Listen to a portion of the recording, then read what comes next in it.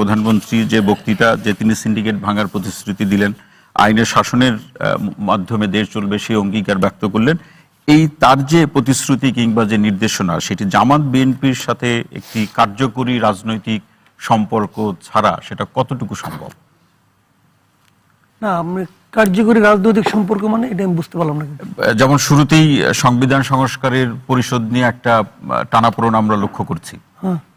ওটা তো অন্য ইস্যু। হ্যাঁ, আর উনি কিভাবে দেশ চালাবেন এটা তার ইস্যু না, সেটা এইটাকে কেন্দ্র করে যদি আবার অসহযোগিতার প্রসঙ্গ তৈরি হয়, এই জায়গা থেকে প্রশ্ন। না, অসহযোগিতা। শুনেন, আপনার সঙ্গে একদিন আমার রাস্তায় দেখা হয়েছে। জি, দেখা হওয়ার সময় কোন একটা কারণে আপনার সঙ্গে আমার মতের মিল হয় না, ঝগড়াঝাটি হয়েছে।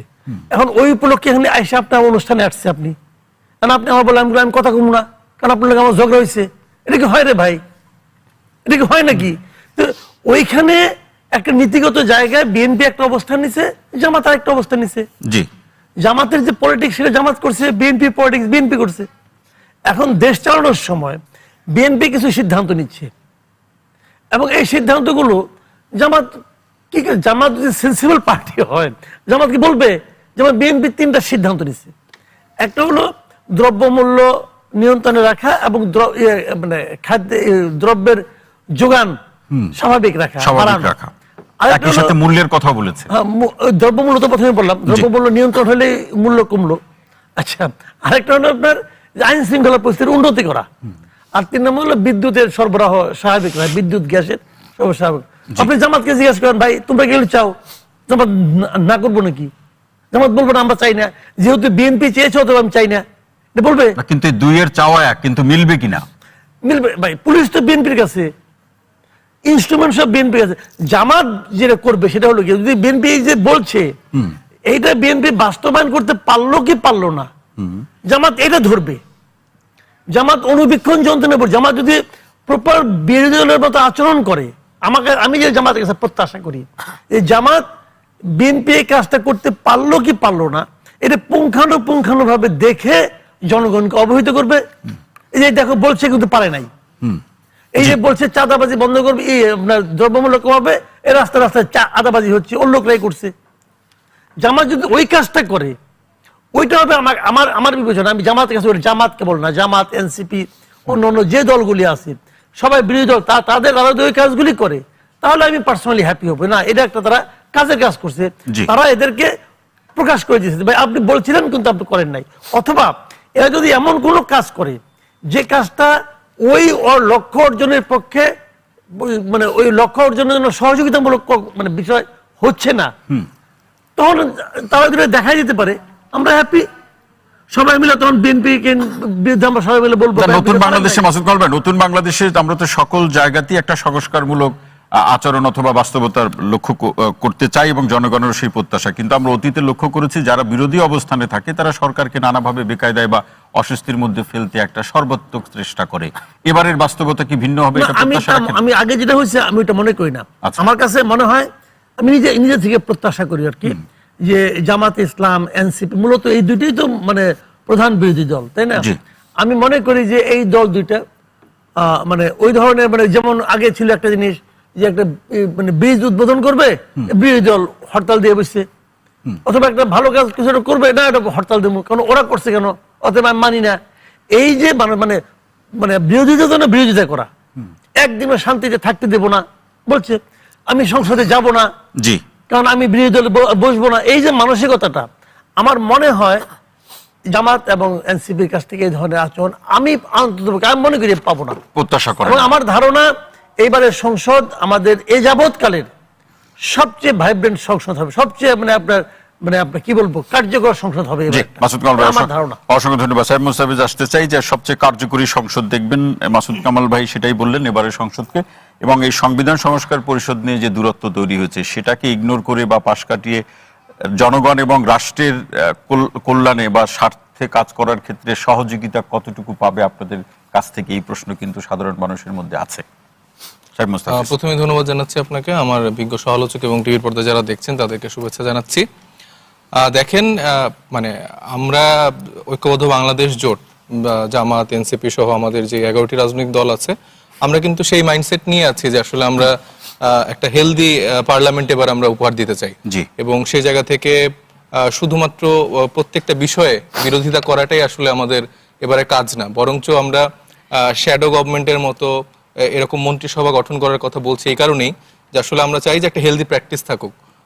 তাদের যেই মন্ত্রিসভা গঠন হয়েছে, মানে শ্যাডো মন্ত্রিসভা চাচ্ছেন যে সরকারকে চাপে রাখা। ডেফিনেটলি ধরেন একজন যিনি অর্থমন্ত্রী হয়েছেন, আমাদের থেকে যিনি অর্থমন্ত্রী, সে তার কাজের সমালোচনা করবে, ভালো দিকগুলো তুলে ধরবে, একটা হেলদি একটা প্র্যাকটিস থাকবে। কিন্তু প্রথম দিনেই আসলে বিএনপি যে কাজটা করলো সেই কাজ থেকে তো আসলে আমরা তো তাদেরকে হেল্প করতে চাচ্ছি বা তাদেরকে সহযোগিতা করার ওই জায়গাটা রাখতে চাচ্ছি, কিন্তু তারা ডে ওয়ানেই যেই জুলাইয়ের বিপরীতে একটা কাজ করে ফেললো এবং এই সংবিধান সংস্কার পরিষদে যে শপথ নিলেন না এবং সরাসরি গণরায়ের বিপক্ষে তাদের অবস্থান দেখিয়ে দিলেন।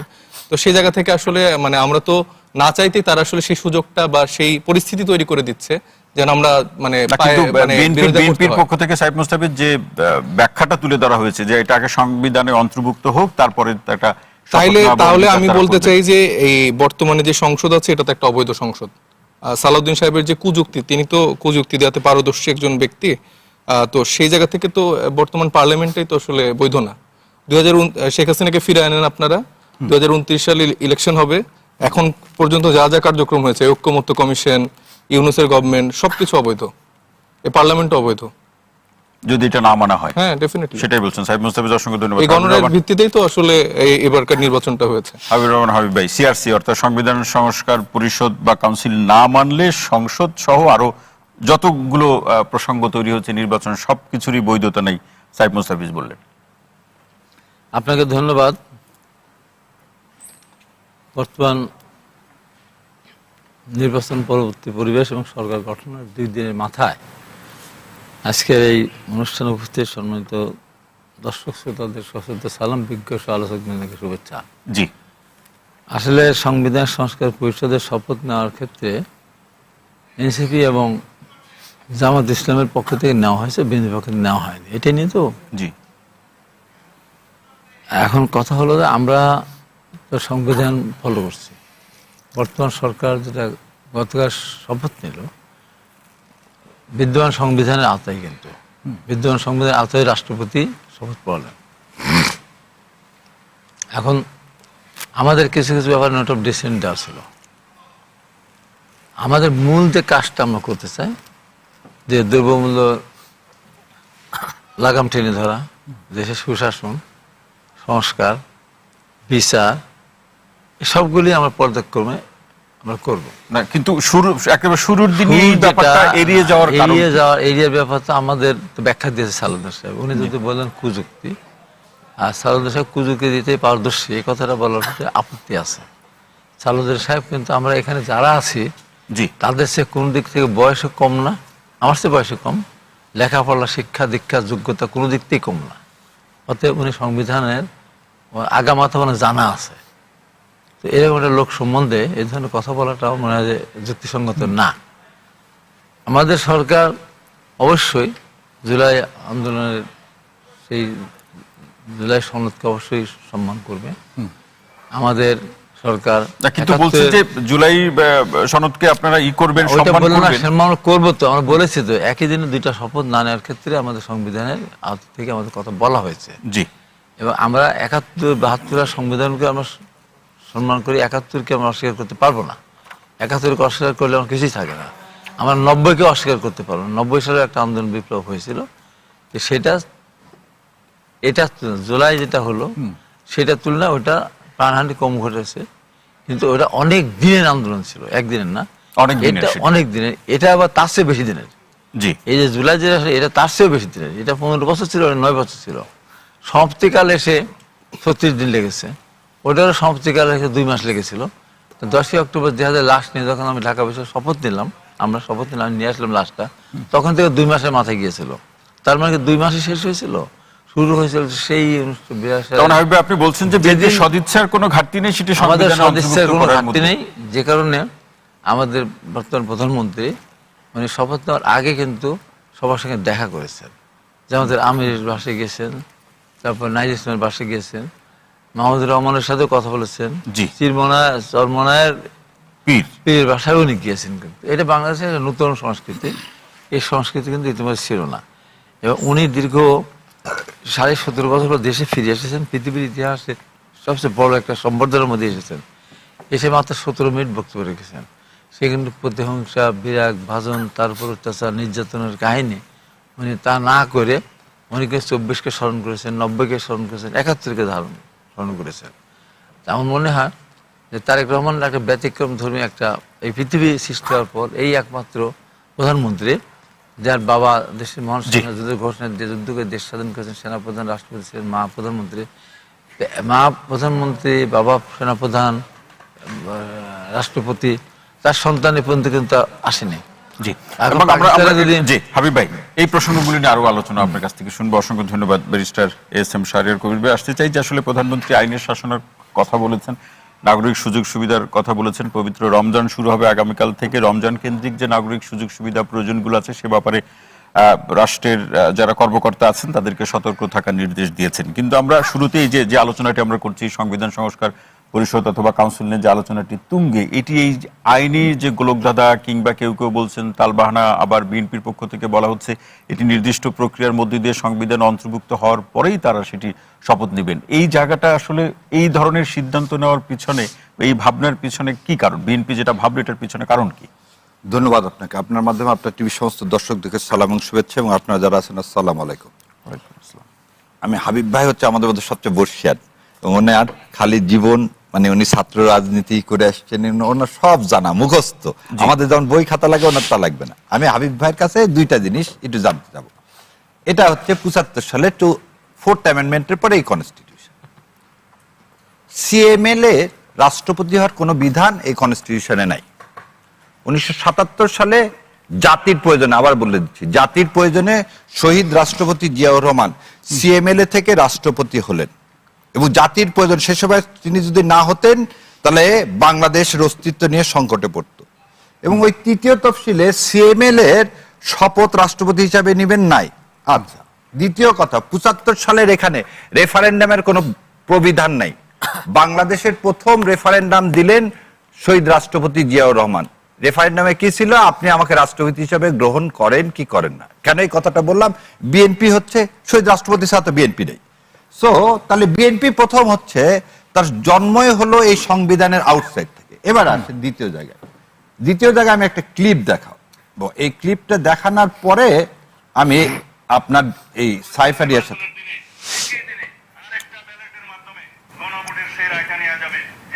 এটা ভালো করে তো বোঝা যাচ্ছে না, আপনি একটু মুখে বলেন। আচ্ছা, আমি মুখে বলেছি।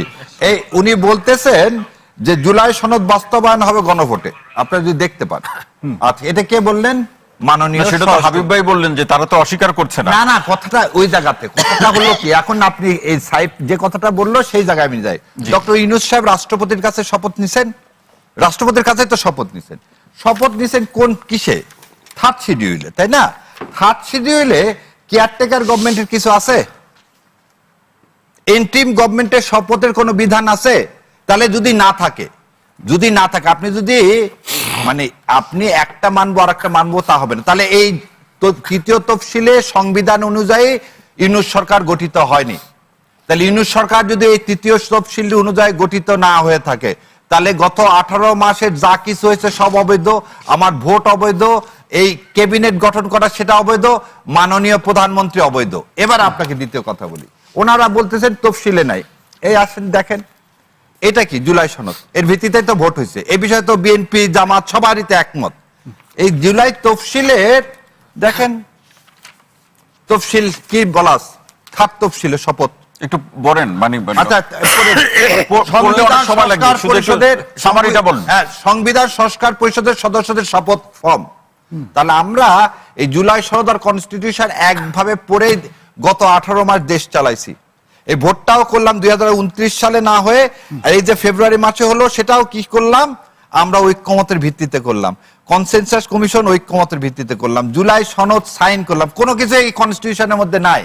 তাহলে আজ সকালবেলা আপনি যখন বললেন যে কনস্টিটিউশন নাই এবং আমরা সংবিধান মেনে এই রাষ্ট্র পরিচালনা করছি গত 18 মাস, সেই কারণে আমি এটা এখন নিতে পারবো না, পরে নিব। তো এই কথাটা আপনি এই গণভোট হওয়ার আগে তো শিডিউল দিল কবে? আর শিডিউল না, তার আগে একটা জিনিস দেখেন, এই আপনার একটা কথা বললে তো এটা দিছে কবে? 13ই নভেম্বর 13ই নভেম্বর এত রিট হলো, তাহলে আপনি 13ই নভেম্বর এটাকে নিয়ে চ্যালেঞ্জ করলেন না কেন যে এইটার আন্ডারে গণভোট হয় না? বরং কি হলো আমি আপনাকে বলে দিচ্ছি। আমাদের এক আইনজীবী একটা রিট ফাইল করলো যে ইলেকশন হবে না, ইলেকশন অবৈধ, সেই রিট খারিজ করে দিল। সেকেন্ডলি, ইলেকশন কমিশনের সব ক্ষমতা, ইলেকশন কমিশন আপনাকে আগের দিন চিঠি দিয়ে 2 শপথ নেওয়ার কথা বললেন, আপনি সকালবেলা কেন বললেন আমি একটা নিব আর একটা নিব না? এই চিঠি দেখেন 16ই ফেব্রুয়ারি, সেটা আমরা দেখেছি গণমাধ্যমে। দুইটা শপথের কথাই তো বলা আছে। তাহলে আগের দিন আপনি বলতেন আপনি শপথ অনুষ্ঠান। এবার আরো একটা জিনিস, উনি শপথ না নিলে কি হবে? যখন আমরা বলি হাসিনা ফেরত আসলো কি গেল না, তাতে কি হবে? আচ্ছা, শপথ না নিলে কি হবে এটা আমরা পরে আলোচনা করব। ঠিক আছে, শাহরিয়ার কবির, অসংখ্য ধন্যবাদ। সাইদ খান, আসতে চাই। আমরা তো চাই যে আসলে এখানে রাজনীতিতে কিংবা নির্বাচনের প্রেক্ষাপটে একটি দল বা জোট সরকার গঠন করবে, যারা প্রত্যাশিত আসন না পাবে তারা বিরোধী অবস্থানে থাকবে, এবং দেশ এবং জনগণের প্রয়োজনে একটা ন্যূনতম গণতান্ত্রিক যে মূল্যবোধ অথবা সৌহার্দ্যবোধ সেটি বজায় থাকবে। কিন্তু শুরুর দিন থেকে সংবিধান সংস্কার পরিষদ নিয়ে যে আলাপটি চলছে, এটি কোন জায়গায় বা কোন পর্যন্ত নিয়ে যাবে আমাদের এই চলমান যে রাজনীতিকে? জি, ধন্যবাদ আপনাকে এবং যারা দেখছেন। আসলে এটি কোনো জায়গায় নিয়ে যাবে না আমাদের। আচ্ছা, আমাদেরকে যে জায়গায় আমরা আছি ওই জায়গায় থাকবো। শাহরিয়ার ভাই যেটি বললেন যে অন্তর্বর্তীকালীন সরকার অবৈধ হয়ে যাবে বা নির্বাচন অবৈধ, আমি শাহরিয়ার ভাইয়ের একটি জায়গার উত্তর দিই। সংবিধানের 106 অনুচ্ছেদ অনুযায়ী রাষ্ট্রপতি সুপ্রিম কোর্টের কাছে মতামত চেয়েছিল রাষ্ট্রের জরুরি প্রয়োজনে সাংবিধানিক শূন্যতা ঠেকাতে কি করা যায়।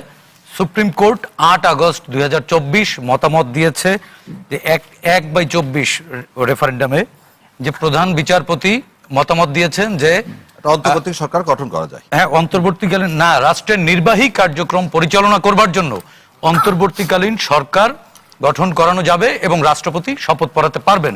সুতরাং এটি সংবিধান মেনে এই পর্যন্ত তো হয়েছে।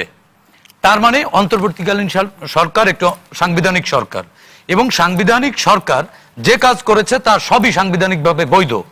এবং সংবিধান মেনে এই 26 সালের যে 12ই ফেব্রুয়ারি নির্বাচন অনুষ্ঠিত হলো এ পর্যন্ত বৈধ, এবং এই পর্যন্ত বৈধ হবার পরে যেহেতু স্পিকার নেই, ডেপুটি স্পিকার নেই, সংবিধান আবার প্রধান নির্বাচন কমিশনারকে ওথ পড়ানোর অধিকার দিয়েছে। সেই এখতিয়ার বলে সিইসি পার্লামেন্টারিয়ানদের ওথ পড়িয়েছেন। কিন্তু সংবিধানের কোথাও লেখা নাই যে সংবিধান সংস্কার পরিষদের শপথ সিইসি পড়াতে পারেন বা রাষ্ট্রের কেউ পড়াতে পারেন। যেহেতু 12 তারিখ পর্যন্ত বৈধ অন্তর্বর্তীকালীন সরকারের সকল কার্যক্রম, তার মানে বৈধতার মধ্য থেকেই বিএনপি পার্লামেন্টারিয়ান হিসেবে তারা ওথ নিয়েছেন।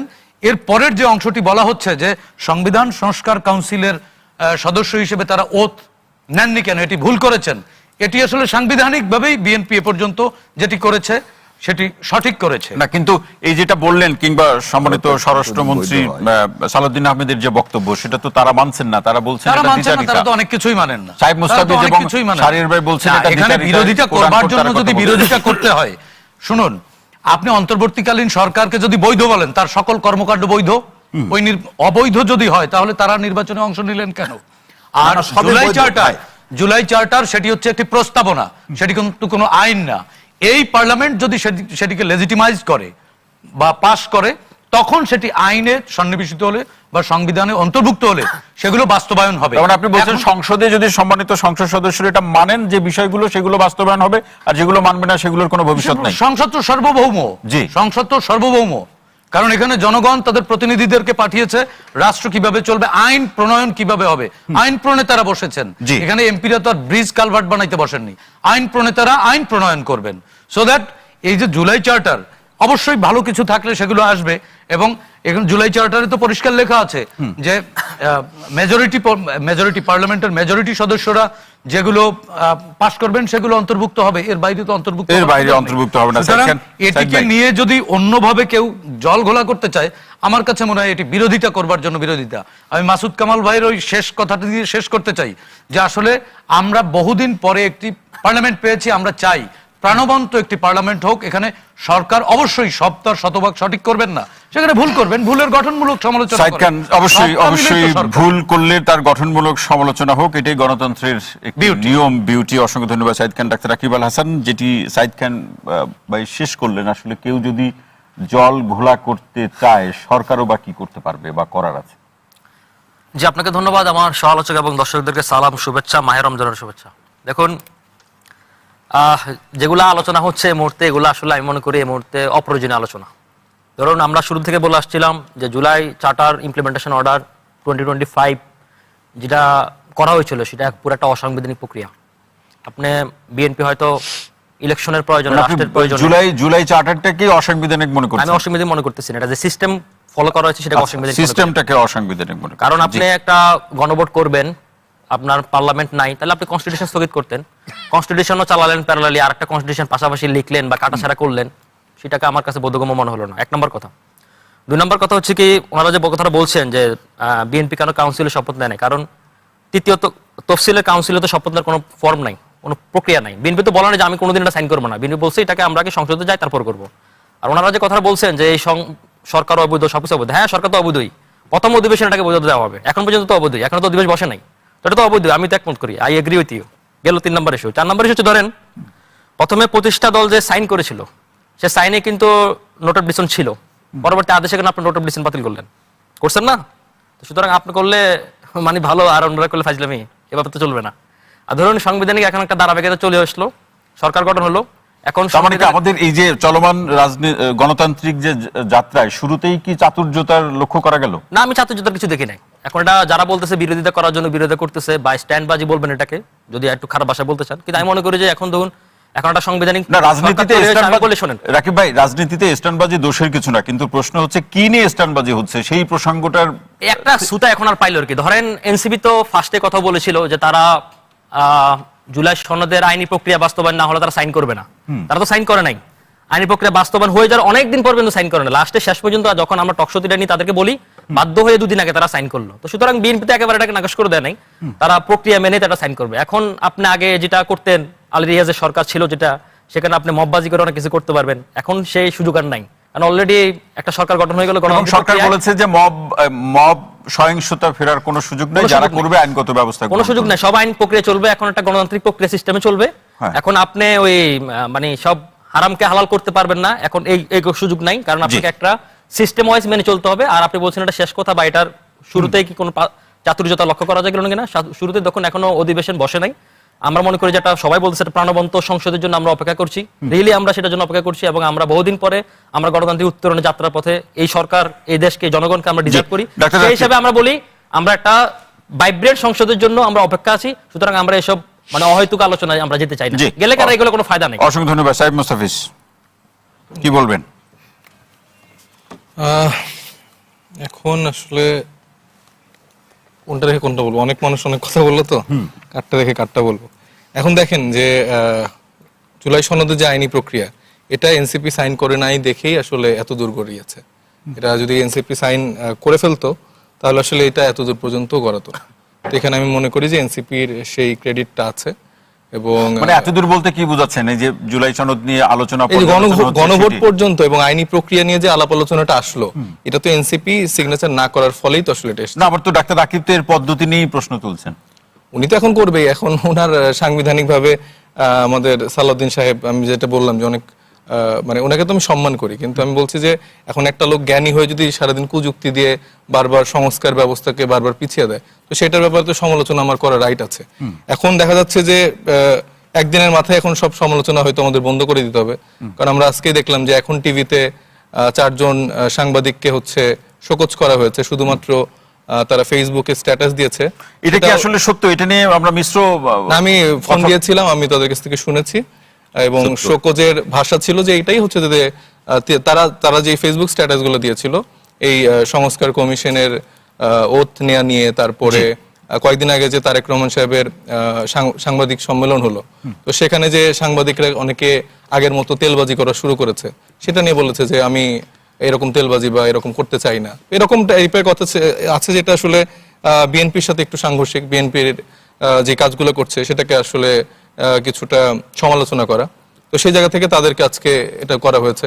এবং ধরেন 2টা দিনই বিএনপি কিন্তু দেখিয়ে দিচ্ছে, এবং তাদের যারা আলোচক আছেন তাদের কথাবার্তা টোন শুনলে আপনি বুঝবেন যে আমরা 2/3 মেজরিটিতে ক্ষমতায় আসছি, কিসের গণভোট, কিসের কি।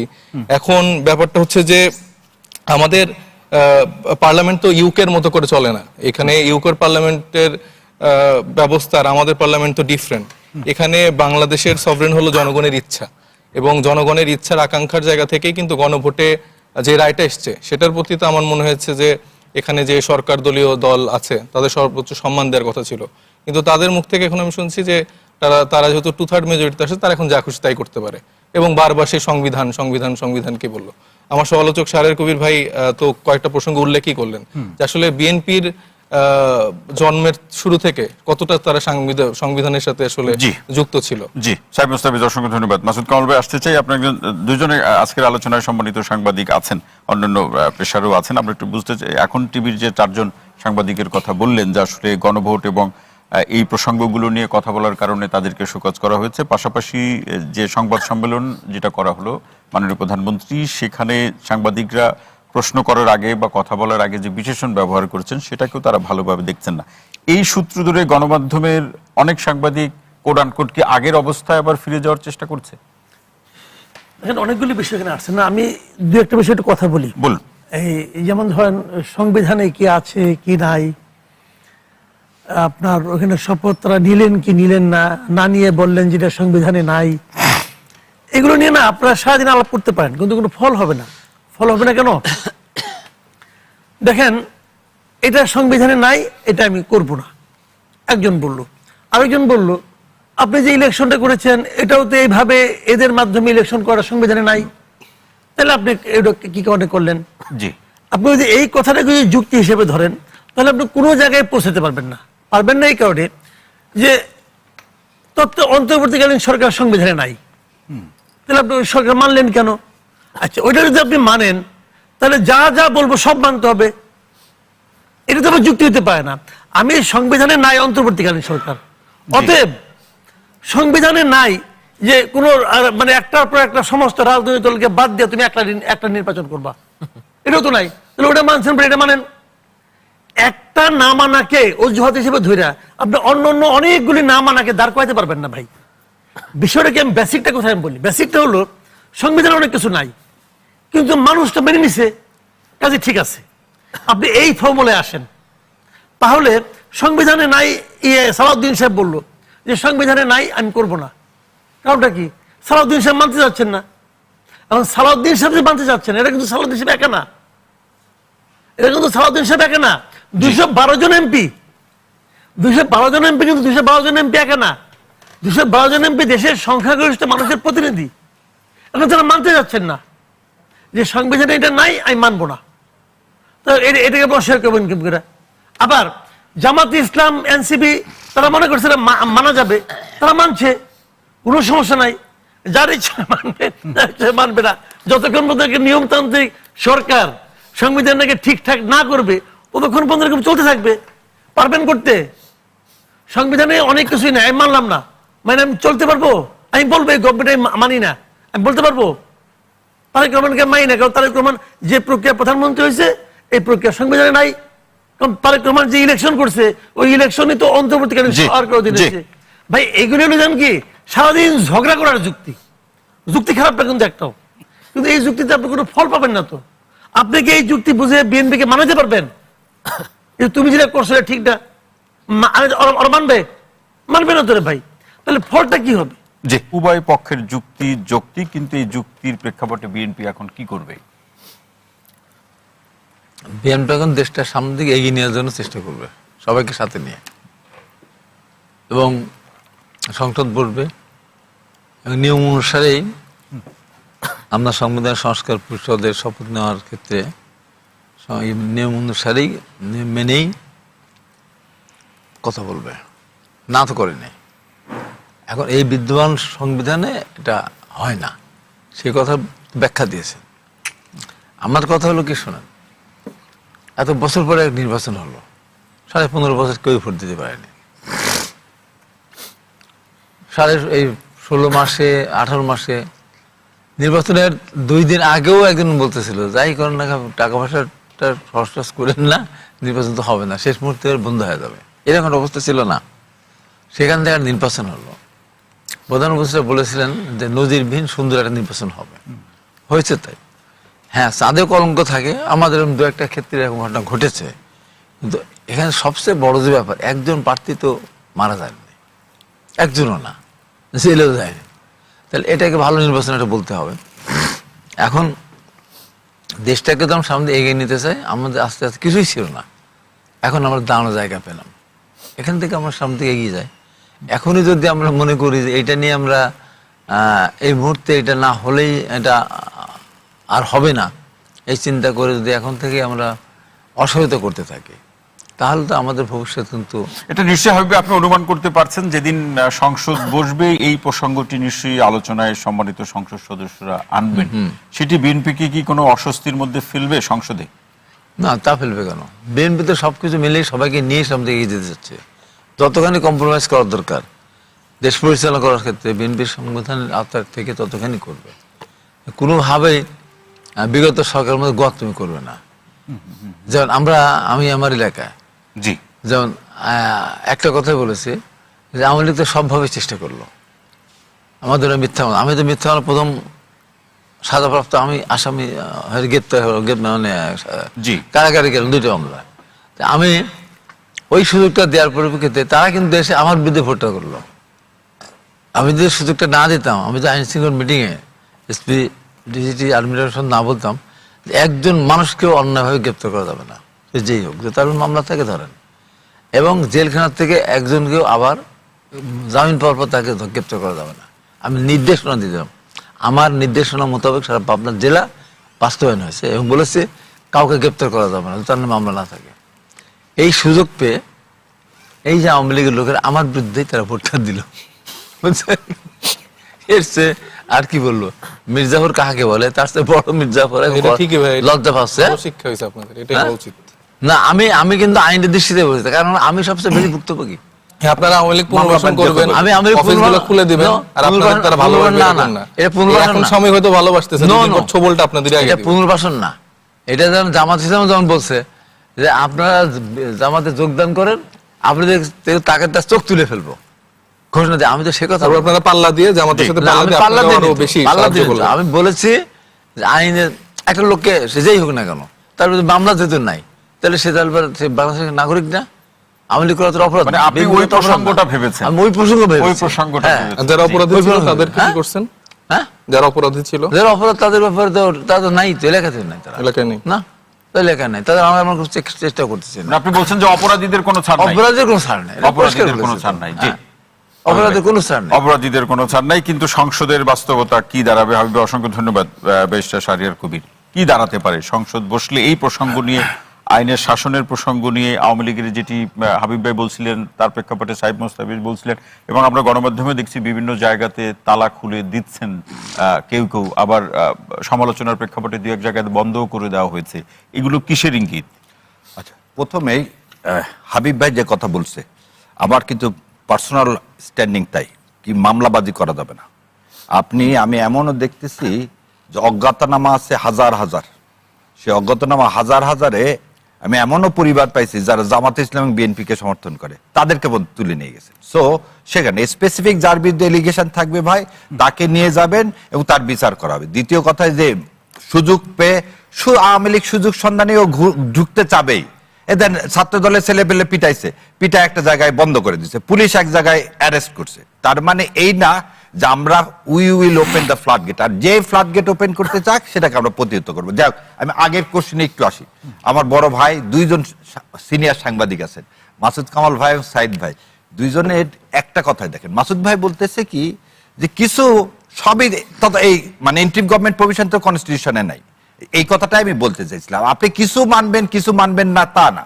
আর সাইদ ভাই যেটা বলতেছে 12 ফেব্রুয়ারি পর্যন্ত সব বৈধ। আমি বারবার বলতেছি এই আদেশটা হচ্ছে 13ই নভেম্বরের, 12 তারিখ পর্যন্ত যদি সব বৈধ হয়, তাহলে আপনি 13ই নভেম্বরে এই আদেশটাও তো বৈধ।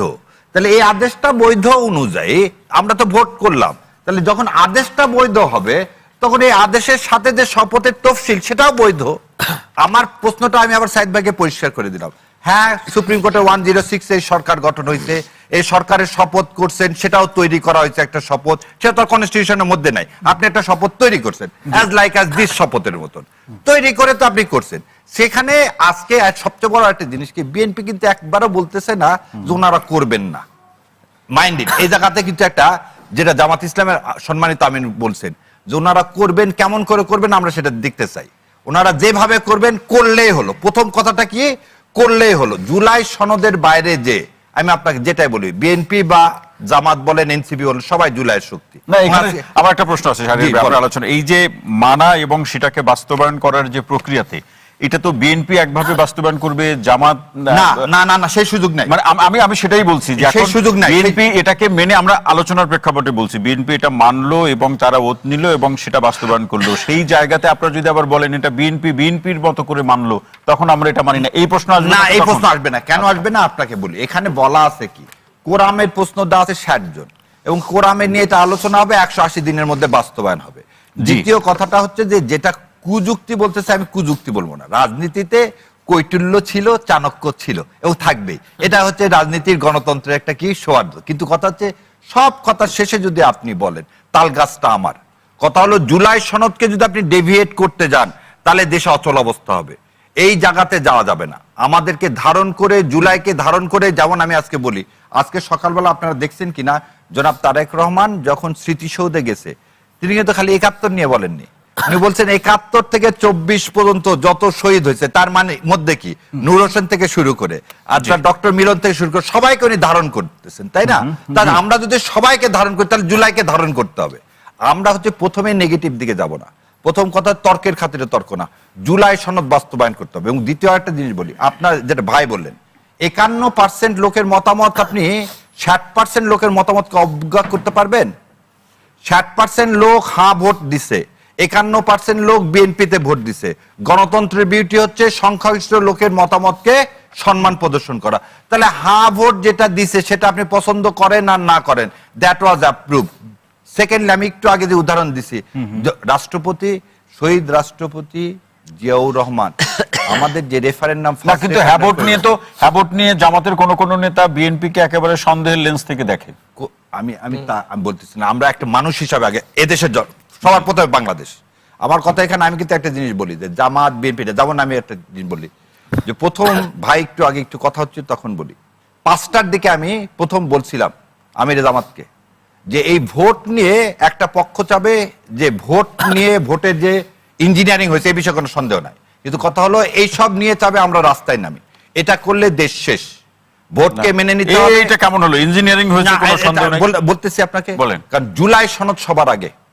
আপনি যদি আজকে যেমন সাইফের এলাকার কথা বলি, আমি এরকম বহু এলাকার 57টা এলাকার কথা আমি জানি, যেখানে 5টা পর্যন্ত একদম ঠিক আছে, টিভিতে পর্যন্ত ঘোষণা হয়েছে ঢাকা 7-এর ইয়াকে ডিক্লার ঘোষণা করছে, তারপর কিন্তু ফল উল্টায় গেছে। কিন্তু কথা হলো যে এই জিনিসগুলোকে আজকে নিয়ে আসলে বিভেদ বাড়বে। আমাদের কথা হলো এই জিনিসগুলো একটা শ্রেণী চায় যে ভোটের এই জিনিসগুলো আমরা নিয়ে আসি, তাহলে জুলাই সনদকেও যেন তারা বলে জুলাই সনদের এই হ্যাঁ ভোটটাও রিগিং করে হয়েছে, এই জায়গায় যাওয়াই যাবে না। কারণ জুলাই সনদে হ্যাঁ 60% যে ভোট দিছে সেটাকে সম্মান করেন, জুলাই সনদকে বাস্তবায়ন করেন, সবাই তো মেনে নিছে। আপনার একটা কথা কি, জামাত বলেন, এনসিপি বলেন, সবাই তো মেনে নিছে ভাই। আর আইনি পথ তো আছে যে আপিল করার। আপনার যদি কোনো প্রবলেম হয় আপনি নির্বাচনে আপিল করবেন, কিন্তু আপনি মেনে নিয়ে সংসদে গেছেন, শপথ নিয়ে নিছেন। এখন আর ভোটের ওই কথাটা আপিল ছাড়া আর খোলা মঞ্চে আপনি বলেন না, বরং আপনি কিসের জোর দেন যে 51% লোক 60% লোকের ভোটকে সম্মান করবে, করে জুলাই সনদ বাস্তবায়ন করবেন। সে যেভাবে হোক 180 দিনের মধ্যে জুলাই সনদ বাস্তবায়ন চাই। আর 180 দিনের মধ্যে যদি জুলাই সনদ বাস্তবায়ন না করেন, কনসিকুয়েন্সটা উইল বি সেভার, যেটা এই দেশ বিয়ার করতে পারবে না। এটা খালি আমাদের জন্য না, আমি এটা ভাইদেরকেও বলবো, এই দেশের মানে এর পরের লাইনটা কি?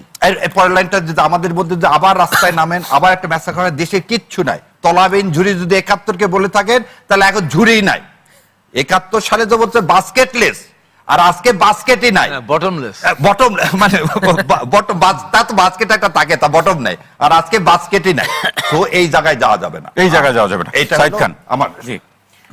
আমি শাহরিয়ার ভাই, আমি প্রশ্ন রাখছি না, সাইদ ভাইয়ের আলোচনার প্রেক্ষাপটে। শাহরিয়ার ভাইয়ের একটি জায়গা থেকে আমি আলোচনা শুরু করতে চাই। তিনি বলেছেন যে জুলাই সনদ যদি কার্যকর না হয় দেশে এক ধরনের অচল অবস্থা তৈরি হবে। আসলে কিছু তৈরিই হবে না। কারণটা কি? জুলাই সনদ বাস্তবায়ন করতে হলে তো আগে সংবিধান সংস্কার করতে হবে। জি। সংবিধান সংস্কারের জন্য তো পার্লামেন্টে সেশন বসলে, এটি বিএনপি তো বলেছে যে জুলাই সনদ বাস্তবায়ন করব দেখেই তো স্বাক্ষর করেছি, সুতরাং এর জন্য আলাদা ওত নেওয়ার কোনো প্রয়োজন নেই। আরেকটি কথা বলেছেন শাহরিয়ার ভাই যে 57টি এলাকায় ইলেকশন ইঞ্জিনিয়ারিং হয়েছে, সেটা আজকে কেন বলছেন? না এটা আলোচনা করবো না ভাই, হ্যাঁ, বলছি 57টি আলোচনা করবো না, হয়তো করিনি তো। না, এখানে এটা আপনি আলোচনা না করলেও আমি একটু আলোচনা করতে বলেন, চাই। বলেন। আমরাও তো জানি আরো 2-3টি আসনে ইঞ্জিনিয়ারিং হয়েছে, না হয় সংসদে বিরোধী দলের নেতার নাম হয়তো পরিবর্তন হয়ে যেত, এরকম অভিযোগও আছে, তাই নাকি? এরকম রেটরিকও তাই? আছে। না না এটা তাই? রেটরিক না, আর বাস্তবতা এরকম এক না। আলোচনাও আছে। না না না প্রধানমন্ত্রীর নামও পরিবর্তন হয়েছে। না, না, ওটা এগুলো আর না বলে আমরা, কারণ এগুলো আর না বলি, না, না, না, যাই হোক। ডুয়েল সিটিজেনশিপ নিয়ে যেমন আমরা বলতে চাচ্ছি না, হ্যাঁ। সেরকম এগুলো না বলি, এগুলো যাই না হোক, বলে আমরা দেশকে dual গঠনের citizen জায়গায় নিয়ে যাই। এখন আমি বলেন, বলার যে কথা ওই জায়গায় যায়। ডুয়েল সিটিজেনশিপ নিয়ে এখন সমস্যা দেখা দিয়েছে। গত 17 মাসে কিন্তু আপনাদের এটি নিয়ে কথা বলতে দেখিনি। তখন আপনারা মব করে সবকিছু আদায় করতে পেরেছেন তো, যেই কারণে আজকেও তারা মব ভালো হয়েছে ছিল। ভাই, আজকে আপনার সাংবাদিক ইউনিয়নে কিন্তু মব হয়ে একজনকে বের করে না, দিলেন। না, না, এটা সাংবাদিক ইউনিয়ন দেখলাম না। আমি YouTube-এ, শাহরিয়ার ভাই, যদি- শাহরিয়ার ভাই, শুনলেন? আংশিক জ্ঞান কোনো জ্ঞানই না, এটা মূর্খতা। আমার কথা ভাই, শুনেন। ঠিক আছে, পুরো যে বলেন। 4 জন সাইদ খান সাংবাদিককে বলেন। শোকজ করা হয়েছে, এটা আমরা সাংবাদিক ইউনিয়নের একজন নেতা হিসেবে আমরা খোঁজ নিয়েছি। হ্যাঁ, সাইফ হয়তো রাজনৈতিক হিসেবে আলাদাভাবে খোঁজ নিয়েছেন, তাদের অন্য ইস্যুতে তারা শোকজ করেছেন। এবং এই সাংবাদিক যে 4 জনকে শোকজ করা হয়েছে, তারা ফেসবুকে স্ট্যাটাস দিয়েছে ওই প্রতিষ্ঠানের যিনি সিইও, হ্যাঁ, তাকে নিয়ে ফেসবুকে লিখেছেন যে ফ্যাসিস্টের দোসর হত্যা মামলার চার্জশিটভুক্ত আসামি তুষার সাহেবকে মেনশন করে এরকম স্ট্যাটাস দিয়েছে। তো এই কারণে অফিসের কর্তা ব্যক্তি অবশ্যই শোকজ করতেই পারেন। শোকজ করা মানে তো চাকরি খাওয়া না। এবং শোকজে বলা হয়েছে শোকজের জবাব না দেওয়া পর্যন্ত তারা ছুটিতে থাকবেন। ছুটিতে, তারা কিন্তু টার্মিনেট না, তারা জবাব দিলে অবশ্যই হবে। এবং সাংবাদিক ইউনিয়নের একজন নেতা হিসেবে আমি এটা অবশ্যই, যদি এখানে কোনো অন্যায় ঘটে, এই অনুষ্ঠানের মাধ্যমে তার প্রতিবাদ জানাচ্ছি। কর্তৃপক্ষ জানো না সেটা তো ব্যক্তিগত পর্যায়ে আলোচনা করে মিটাতে পারতেন, শোকজ দেওয়ার কোনো না, প্রয়োজন ছিল সেটি কি? সামাজিক যোগাযোগ অফিসের কিছু নিয়ম আছে, যেমন এই আরটিভিরও তো একটা নিয়ম আছে, চাইলেই তো আলোচনা সব করা যায় না। যেহেতু তারাও সোশ্যাল মিডিয়ায় লিখেছে, এখানে পক্ষ প্রতিপক্ষ হয়ে গেছে, সো দ্যাট অফিসিয়াল প্রসিডিউরে তাদেরকে শোকজ করা সেটা হয়েছে। ভোট গণনার দিনে কেন হলো সাইদ ভাই, যখন একটা সংবাদ 3 বার এডিটেড করা হলো? আপনাকে বলছি, আপনি তো হ্যাঁ। নেতা, আপনার জানা উচিত। না, না, না, একজন একটা editor, সংবাদ 3 বার একজন এডিটেড reporter, হলো, আমার তারপর কথা আমি একটা শোনেন। বলি ওখানে জি, জি। কি লিখছে, আমার আপনার সন্তান সময় আমাকে আপনি অবশ্যই- দালাল সাংবাদিক ভাবে, আমার কথা শোনেন। এটা যেন না ভাবে। না, না, এই না। পোস্টটা দেওয়ার পরে আপনি করলেন কি ওখান থেকে ঘাট ধরে বের করে না, দিয়ে না, না, ঢুকতে দিলেন শাহরিয়ার না? ভাই, আপনার বলার এটা কি সময় আপনি অবশ্যই সাংবাদিকতা? বলবেন। জি, আমাকে একটু শেষ করতে দিন। এখন একজন রিপোর্টার তো ফাইনাল, এখানে মাসুদ কামাল ভাই আছে, একজন রিপোর্টার চাইলেই যে কোনো রিপোর্ট অন এয়ার করে দিতে পারে না বা ছাপতে পারে না, তার অনেকগুলো গেটওয়ে পার হয়ে তারপরে যেতে হয়। সুতরাং সরাসরি একজন রিপোর্টার রিপোর্ট দেয়াকে কেন্দ্র করে যদি অফিসে হট্টগোল করে, সেটা কর্তৃপক্ষ অবশ্যই জবাবদিহিতা করতে পারে। না হয়তো এটা মানে যেমন খুশি তেমন সাজো তো না, এটা তো সংবাদপত্র, এখানে কিছু এডিটোরিয়াল জাজমেন্ট থাকে, সেটিও জানতে হবে। এখন হয়তো তারা আপনাদের স্বজন, এই কারণে আপনাদের না, না, না, কান্না বেড়ে ভাই, গেছে। আপনারা আমার সদন। যাই হোক, আরেকটি কথা বলেছেন যে মাসুদ কামাল ভাই বলেছেন না যে উভয়ের যুক্তি যৌক্তিক। আসলে উভয়ের যুক্তি যৌক্তিক, এটা মাসুদ কামাল ভাই উভয়কে সান্ত্বনা দেওয়ার জন্য বা শান্ত করার জন্য বলেছে। আসলে এখানে জামাত এনসিপি যে যুক্তি দিচ্ছে, সেটি আসলে কেমন জানেন? তারা মনে করতেছে 12 ফেব্রুয়ারির আগে যে ওই যমুনার সামনে মব করা যাবে, মব করে কোর্টের রায় বদলানো যাবে। এখনো মনে করছে তারা 12 ফেব্রুয়ারির আগের সময় আছে, সময় বদলে গেছে। আসলে মব করে এখন আর কিছু হবে না। এখন গণতন্ত্র ফিরেছে, সংসদ কার্যকর হবে, জামাত এনসিপির পার্লামেন্টারিয়ানরা সংসদে তুমুল বিতর্ক করবে, আলোচনা করবে, সেখানে সমাধান হবে। এবং আইনসভা যদি কার্যকর হয়, অবশ্যই এই জুলাই চার্টার অবশ্যই বাস্তবায়ন হবে। বাস্তবায়ন হওয়ার পরে আমি আপনি এই জায়গায় একমত। না, না, জুলাই সদর হতেই হবে, তাই না? এবং মেজরিটি পার্টি হিসেবে ভাই, জুলাই সদর তো হতেই হবে। অবশ্যই হবে। বাস, এবং আলহামদুলিল্লাহ, আমার কথা আর কোনো শোনেন, কথা নেই। অবশ্যই করবে, কিন্তু এখানে মেজরিটি পার্টি ভাই যে বলে নোট অফ তবে ডিসেন্ট আবার তবে আছে, ভাই চাচ্ছে, সেগুলো তবে তারা আছে, মানতে বাধ্য তবে না। আছে, তবে আছে। এটাও কিন্তু তবে আছে। এটাও কিন্তু উল্লেখ করা আছে। জুলাইকে অস্বীকার করা যাবে না। জি, সাইদ ভাই, অসংখ্য ধন্যবাদ। জুলাইতে তো আমরা- জুলাই সবাই চার্টার আমাদের বাস্তবায়ন জুলাইতে আমাদের হবে সবার। সবার। এটা তো এবং আপনি এনসিপি বা জামাতের একা সবাই। না, না, না, না, আপনার জুলাই সবাই। জুলাই সবার। তো বিএনপির বরং বেশি, কারণ তাদের বেশি বেশি মরেছে, কম না ভাই, মরেছে। সবার সবার জুলাই। জুলাই। জি, ডাক্তার রাকিব, প্রশ্ন করেন। এই যে প্রসঙ্গ যে প্রশ্ন করুন, এটা বাস্তবায়ন জুলাই করবে, বিএনপিও বাস্তবায়ন করবে, তবে মানে সাইদ ভাই বললেন যে তবে। জি, আপনাকে আবারও ধন্যবাদ। দেখুন, আমি আসলে জুলাই সনদটা নিয়ে আমি একটু কথা বলতে চাই। ধরেন, জুলাই সনদ হচ্ছে আমাদের রাজনৈতিক ঐক্যের প্রতিফলন, এটা হচ্ছে আমাদের আকাঙ্ক্ষা এবং সমঝোতার প্রতিচ্ছবি, এ নিয়ে তো কোনো সন্দেহ নেই। কিন্তু এটাকে তো আর ধরেন আপনার এখন জুলাই সনদ, আমি একটু থিওরিটিক্যালি আপনাকে জিজ্ঞাসা করতে চাই, ধরেন জি। 180 দিন পর এটা সংশোধন হয়ে গেল, হওয়ার পর আপনি এটা কি নাম দিবেন? কারণ বাংলাদেশের সংবিধান তো 17 বার 18 বার কাটাছেড়া হয়েছে, তখন এটা কি আরেকটা অ্যামেন্ডমেন্ট হবে নাকি সুপ্রা কনস্টিটিউশন হবে না কি হবে? এটা সংসদ ঠিক করবে। সংবিধান। সব একটা সংশোধিত হয়ে গেল, আলটিমেটলি তো অ্যামেন্ডমেন্টে থাকলো এটা। আলটিমেটলি তো জুলাই সনদকে আপনি সংবিধানের উপর স্থায়ী দিতে পারতেছেন না। এখন এই জায়গাটা তো মানে ওকে, তাই না? মানে থিওরিটিক্যাল ওকে, একাডেমিক ওকে।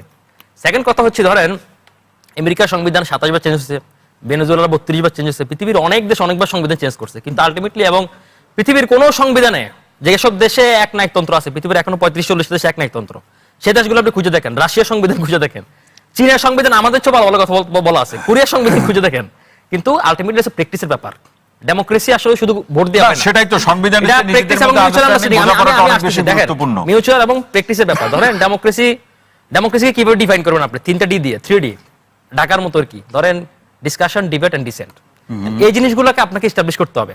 এটার দায়িত্ব বিএনপি 2/3 মেজরিটি পেয়েছে, তার উপর সবচেয়ে বেশি বর্তায়, বিরোধী দল সকলের উপর বর্তায়। আর আরেকটা কথা আমি আপনি বলি, ধরেন না, এই জায়গাটা একটা প্রশ্ন, যেটা শাহরিয়ার ভাই, সমত শাহরিয়ার ভাই বলেছেন, না বললে ক্ষমা করবেন, সেটা হচ্ছে যে মানে মেজরিটি পাওয়া, নিরঙ্কুশ ক্ষমতা পাওয়া কিংবা সংখ্যাগরিষ্ঠ পাওয়া, এটা কি বিএনপিকে গণতান্ত্রিক অবস্থায় মধ্যে রাখবে কিনা, নাকি অগণতান্ত্রিক কোনো প্রসঙ্গের যাত্রা শুরু না, হবে? এটা আসলে বিএনপিকে তার দায়িত্বটা বাড়িয়ে দিয়েছে। দেখুন, একটা গোষ্ঠী যদি না হতো, আমি প্রথম আমিও চেয়েছিলাম যে কোন দল যাতে 2/3 মেজরিটি না পায়, কিন্তু পরবর্তী সময় আমি নিজে আমার সিদ্ধান্ত বদলেছি। এখন জনগণ ভোট দিয়েছে, কি জনগণ করবে কিছু তারা? করার নেই, এক নম্বর কথা। সেকেন্ড কথা হচ্ছে ধরেন কিছু একটা শোনেন, কিছু জি, বলুন। কিছু গোষ্ঠী ধরেন মানে সব জায়গায় যে মব ক্রিয়েট করতেছে, এবং মবের যে ইউনুসের আমলে যে একটা মব কালচার আমাদের এখানে এস্টাবলিশ করে ফেলছে, এটা কিন্তু খুব ভয়ঙ্কর জিনিস। কারণ আপনি মব কিন্তু না, কিন্তু ইন্টারিম তো বলেছে মব না, তারা তো বলছে প্রেশার এটা তো ওরা বলবেই। আচ্ছা, ওরা তো সবকিছু ওদের হালাল বলে গেছে, সব হালাল করে অপরাধী কি গেছে। বলে আমি অপরাধ করছি? হ্যাঁ, বলবে। এবং শুধু তাই না, ওনাদের যিনি আইন উপদেষ্টা ছিলেন শ্রদ্ধেয় Asif Nazrul sir, doctor Asif Nazrul sir, তিনি সারা জীবন একটা কথা বলতেন যে কারো বিচার পাওয়া তার হচ্ছে কি এটা প্রিভিলেজ না, এটা তার অধিকার, এটা প্রিভিলেজ না, অধিকার। তো ওনার আমলে তাহলে উনি বিশেষ ক্ষমতা আইন কেন উঠান নাই, সন্ত্রাস বিরোধী আইন কেন উঠান নাই, এগুলো উঠান নাই কেন? এগুলো তো কালো আইন। তো সুতরাং ভালো ভালো কথাবার্তা যখন ওই বিরোধী দলের চেয়ারে থাকে তখন ভালো ভালো কথাবার্তা বলে, যখন নিজের চেয়ারে যায় তখন নিজের চেহারাটা আয়না দেখে না, এটাই বাস্তবতা। যাই হোক, আমি আরেকটা কথা আপনি যোগ করতে চাই। সুবিধা। জি, আমি আরেকটা কথা যোগ করতে বলুন চাই। বলুন। ধরেন আমাদের যে 1997 সালে যে পার্বত্য শান্তি চুক্তি হয়েছে, তাই না? এখন এখানে আমাদের সংবিধান কি বলে? একক এবং অবিভাজ্য চরিত্রটার ইউনিটারি ক্যারেক্টার, এবং সেখানে কিছু জিনিস পার্বত্য শান্তি চুক্তির সাথে কনফ্লিক্ট করে, যেমন ভূমি আইন, আঞ্চলিক পরিষদ, এগুলো কিন্তু একদম রাষ্ট্র মানে সংবিধানের মৌলিক জিনিসের সাথে কনফ্লিক্ট করে। কিন্তু এটা আন্ডারস্ট্যান্ডিং এর ব্যাপার। আন্ডারস্ট্যান্ডিং এর কারণে 97 পর থেকে ধরেন 26 সাল পর্যন্ত 30 বছর হয়ে গেল, এটা কিন্তু একটা খুব সুন্দরভাবে চলতেছে। সুতরাং ওই ভালো ভালো সংবিধান লিখলে যে ভালো ডেমোক্রেসি আপনি বোঝাতে ব্যাপারটা এরকম না। ব্যাপারটা হচ্ছে কি আমাদের সবার মধ্যে একটা ডেমোক্রেটিক প্র্যাকটিস তৈরি হয়েছে কিনা, রিচুয়াল প্র্যাকটিস তৈরি হয়েছে। ডেমোক্রেসি একটা রিচুয়াল প্র্যাকটিস হয়েছে, সেটা তাই না? দেখেন, কতটুকু দেখেন সেটা তো আমি অবশ্যই প্রথম দিনে তো আমি অনেক কিছু দেখতে পেলাম। ধরেন মশা মারতেছি, জি। প্রথম দিনে তো অনেক কিছু দেখে ফেললাম। ধরেন আপনি কত বড় একটা পরিবর্তন আপনি দেখেন, মানে যে দল ক্ষমতা 2/3 মেজরিটি পেয়েছে তারা বলেছে তারা শুল্ক ছাড়া গাড়ি ইউজ করবে না, ফ্লট নিবে না। আজকে তারেক রহমান নিজে বলেছেন যে তিনি তার ব্যক্তিগত গাড়ি ইউজ করবেন। তারপর উনি আজকে ওই সার্ক মোড়ে কারণ বাজারে জ্যামে পড়েছিলেন। তারপরে অনেক কিছু, যেমন বইমেলা হচ্ছে, লেখকরা কষ্টে আছে, প্রকাশকরা কষ্টে আছে, তাদের ফি নিচ্ছেন না। তো এই যে জনকল্যাণ বন্ধব যে রাজনীতি, তারা শুধু যেটা মানে বলতেছে করবে না, সেটা প্রথম দিনে তারা প্রমাণ দিচ্ছেন। এবং তারেক রহমান তার একটা ইন্টারভিউতে বলেছেন যে আমি আসলে খুব বলতে স্বাচ্ছন্দ্য বোধ করি না, ভালো করে ভালো বক্তাও না আমি, কিন্তু আমি করে দেখাতে পছন্দ করি। তো সেটা আমরা একটা প্রতিফলন দেখলাম। আমরা আশা করি যে আগামী 5 বছরে বিএনপির উপর অনেক দায়িত্ব, এবং শুধু তাই না, তারেক রহমানের সামনে একটা স্টেটসম্যান হিসেবে প্রকাশ করা একটা সুযোগ তৈরি হয়েছিল। এর আগে 71 সালের পরে শেখ মুজিবের ভাগে এটা জুটেছিল, কিন্তু উনি করতে পারেননি, উনি ব্যর্থ হয়েছিলেন। এবং এটা নিয়ে যদ্যপি আমার গুরু বইতে আহমেদ সভা বলেছিলেন যে খোদা তাআলা ইতিহাস শেখ মুজিবের স্টেটসম্যান হওয়ার সুযোগ দিছিল, কিন্তু বেটা কাজে লাগাইতে পারলো না। এখন তারেক রহমানের সামনে শুধুমাত্র নেতা না, তারা তা হিসেবে হওয়ার সুযোগ উঠেছে। আমরা আশা করব উনার যে ক্যারিজমেটিক লিডারশিপ, সেটা দিয়ে তিনি আগামীর বাংলাদেশকে সেভাবে নিয়ে যাবেন। এবং একই সাথে যে আমাদের বিরোধী দল, সম্মানিত বিরোধী দল, সংসদীয় এনসিপি, জামাত, 11 দলীয় জোট, তারা তাদের কার্যত ভূমিকা পালন করবে, তারা কোনো মবের দিকে যাবে না। এটাকে আপনি মনে করেন যে তারা কার্যত ভূমিকা অথবা একটা দায়িত্বশীল ভূমিকায় তারা থাকবে, সেটি আপনি প্রত্যাশা করেন? আমি প্রত্যাশা করি, তাদের কাছে প্রত্যাশা করি। এখানে যে দুজন আছে তাদের কাছে তিনটা কারণ বলেন, যে তিনটা কারণে তারা দায়িত্বশীল থাকবে। 3টা কারণ হচ্ছে, ধরেন ওরা তো জুলাইকে ধারণ করে, 1 নম্বর কথা, বারবারই কথা বলে, তারা কান্ট্রি স্টেবিলিটি চায়, তারপর কান্ট্রিজ ডেমোক্রেটিক রেজিস্ট্রেশন চায়। তাই এগুলো করতে হলে তো আপনার একটা স্টেবল আপনার আচরণ করতে হবে। এখন আপনি যদি নৈরাজ্যের দিকে যান, তাহলে তো যে সরকার, সেই সরকারের জন্য রাষ্ট্র চালানো। অসংখ্য ধন্যবাদ মাসুদ কামাল ভাই। সংসদের যে প্রসঙ্গ, যেটি ব্যারিস্টার শাহরিয়ার কবির ভাই বলছিলেন যে একটা সময় তো তলাবিহীন জুরি ইত্যাদি নানা ধরনের প্রসঙ্গ আছে, আবার সরকার কেমন করে সেটা সংসদ শুরু হোক মাত্র তো তারা একদিন আজকে কর্মদিবস তারা পালন করলেন, সামনের দিনগুলোতে দেখা যাবে। এবং প্রত্যাশা পূরণ না হলে তিনি কোড আনকোড যে আন্দোলন সংগ্রাম তাই হয়তো বোঝাতে চেয়েছেন, এই জায়গা থেকে শুনতে চাই। না, এখন সরকারের উপর তো মানুষের প্রত্যাশা আছে। জি, এখন কি করবে এটা জনগণকে সকল পলিটিক্যাল পার্টি নিজেদের মতো করে বলেছে, তারা যদি নির্বাচিত হতে পারে তাহলে আমরা এটা করবো ওটা করবো জি, ওটা করবো জি। বলছে। জনগণ সবার কথা শুনছে। আমি এটা থিওরিটিক্যাল কথা বলতেছি, থিওরিটিক্যালি এটাই হয়, জনগণ সবার কথা শুনছে এবং তাদের এই প্রতিশ্রুতিগুলি যাদের কাছে ভালো লাগছে, বেশি ভালো লাগছে, তাদেরকে ভোট বেশি দিচ্ছে। এখন তারা তাদের মতো করে দেখবে। যদি এতে জনগণের প্রত্যাশা না মিটে তাহলে জনগণের পক্ষে বিরোধী দল কথা বলবে। এটা তো এগুলো সব তো থিওরিটিক্যাল ব্যাপার, কিন্তু এগুলো এইভাবে হওয়া উচিত, এইভাবে হবে আমরা প্রত্যাশা করি। কিন্তু এখন বিরোধী দল যদি জাতীয় পার্টি হয় তাহলে হবে না। এখন বিরোধী দল যেটা জামাত ইসলামের এনসিপি, আমি আশা করি হবে। আমি জামাত এবং এনসিপির কাছ থেকে মানে মানে পান থেকে চুন খসলে অদ্ভুত করে খসতেছে দেখলেই তারা প্রতিবাদ করবে, এটা আমি চাই। আচ্ছা, কারণ আমার কথা হলো কি, সরকারি দলকে যদি আপনি সবসময় একটা স্পেস দেন তাহলে কিন্তু আপনি লস করবেন। তারা যেটা করবে কেন করবে আমি এই ব্যাখ্যা আমি কি করেন, যেমন দুটো কারণে তারা করতে পারে। একটা হলো সরকারি দলকে অজনপ্রিয় করার জন্য, সরকারি দল অজনপ্রিয় হলে আগামীতে তাদের একটা চান্স আছে, এটা একটা কারণ হতে পারে। আর একটা কারণ হতে পারে যে ক্ষমতায় যেই থাক আমি জনগণের পক্ষে কথা বলতে চাই, আমি জনগণের ভালো চাই। সরকার ভুল করলে পরে জনগণের ক্ষতি হবে, কাজে জনগণের স্বার্থে আমি এটা করতেছি, এই কারণে হতে পারে। যে কারণেই হোক যদি তারা করে এতে আমি খুশি থাকবো, এটা হলো আমার প্রত্যাশা আর কি। এখন সরকারি দল ধরেন আমাদের এই দেশ যেটা আছে বাংলাদেশে, মনে করেন এখানে তো ভাই মানে সরকারের পক্ষে তো মানে সরকার তো গরিব সরকার বেসিক্যালি বলতে গেলে, মানুষের চাহিদা অফুরন্ত, চাহিদার কোনো শেষ নেই। আমার আপনি বলেন যে তুমি কি কি চাও, দেখবেন আমি আধা ঘন্টা দেখলে চাইতেই আসি, তাও শেষ পর্যন্ত বলবেন কি আর একটু সময় দিলে আরেকটু চাইতাম। চাওয়ার কিন্তু শেষ অন্তহীন চাহিদা। তো সরকার চাহিদা মিটাতে গেলে সরকারের ফেল করবেই। বাংলাদেশের রাজনীতি সবসময় জান, আমি নিজে বলি আপনাকে, আমি নিজে একটা মানে আপনার ইউটিউব করি, আমি সবসময় সরকারের বিরুদ্ধে কথা বলি, সব সময়। এখন বলেন যে কেন বলো, তুমি সরকারকে অপছন্দ করো? অপছন্দ না, সরকারের বিরুদ্ধে কথা বলা সহজ মানে মানুষের তো অপূরণ চাহিদা। এখন আমি মানুষের যে অপূরণ যে চাহিদাগুলি পূরণ হয় নাই সেটা নিয়ে আমি কথা বলি। আবার সরকার বিরোধী কথার চাহিদাও কি বেশি? ওইটা আমার জানা দরকার নেই। আমার জানা দরকার হলো যে মানুষের চাহিদা বেশি, মানুষের যে চাহিদাগুলি পূরণ হয় নাই সেটা নিয়ে কথা তো আমি বলতেই পারি। ওটা বলে সরকারের বিরুদ্ধে যাবেই, অবদান যাবে। তা সরকারকে চাপে রাখা, আমার হিসেবে বললো সরকারকে চাপে রাখা, সরকারকে চাপে না রাখলে পরে সরকার বেয়ারা হয়ে যায়। আচ্ছা, এবং সরকার করে কি যাতে আমাদের চাপ দিতে না পারে। এই চাপ, মাসুদ ভাই একটু ছোট্ট প্রশ্ন, এই চাপ যাতে আপনি যথার্থই বলেছেন যাতে গণতান্ত্রিক থাকে, জনস্বার্থে যাতে এই চাপটা থাকে, খুব ভালো কথা। কিন্তু এই চাপ শেষ পর্যন্ত গিয়ে এই সেই চাপাচাপির প্রসঙ্গতে আসবে কিনা, অর্থাৎ সংসদ মাঠে চলে আসবে কিনা, রাস্তায় আসবে কিনা?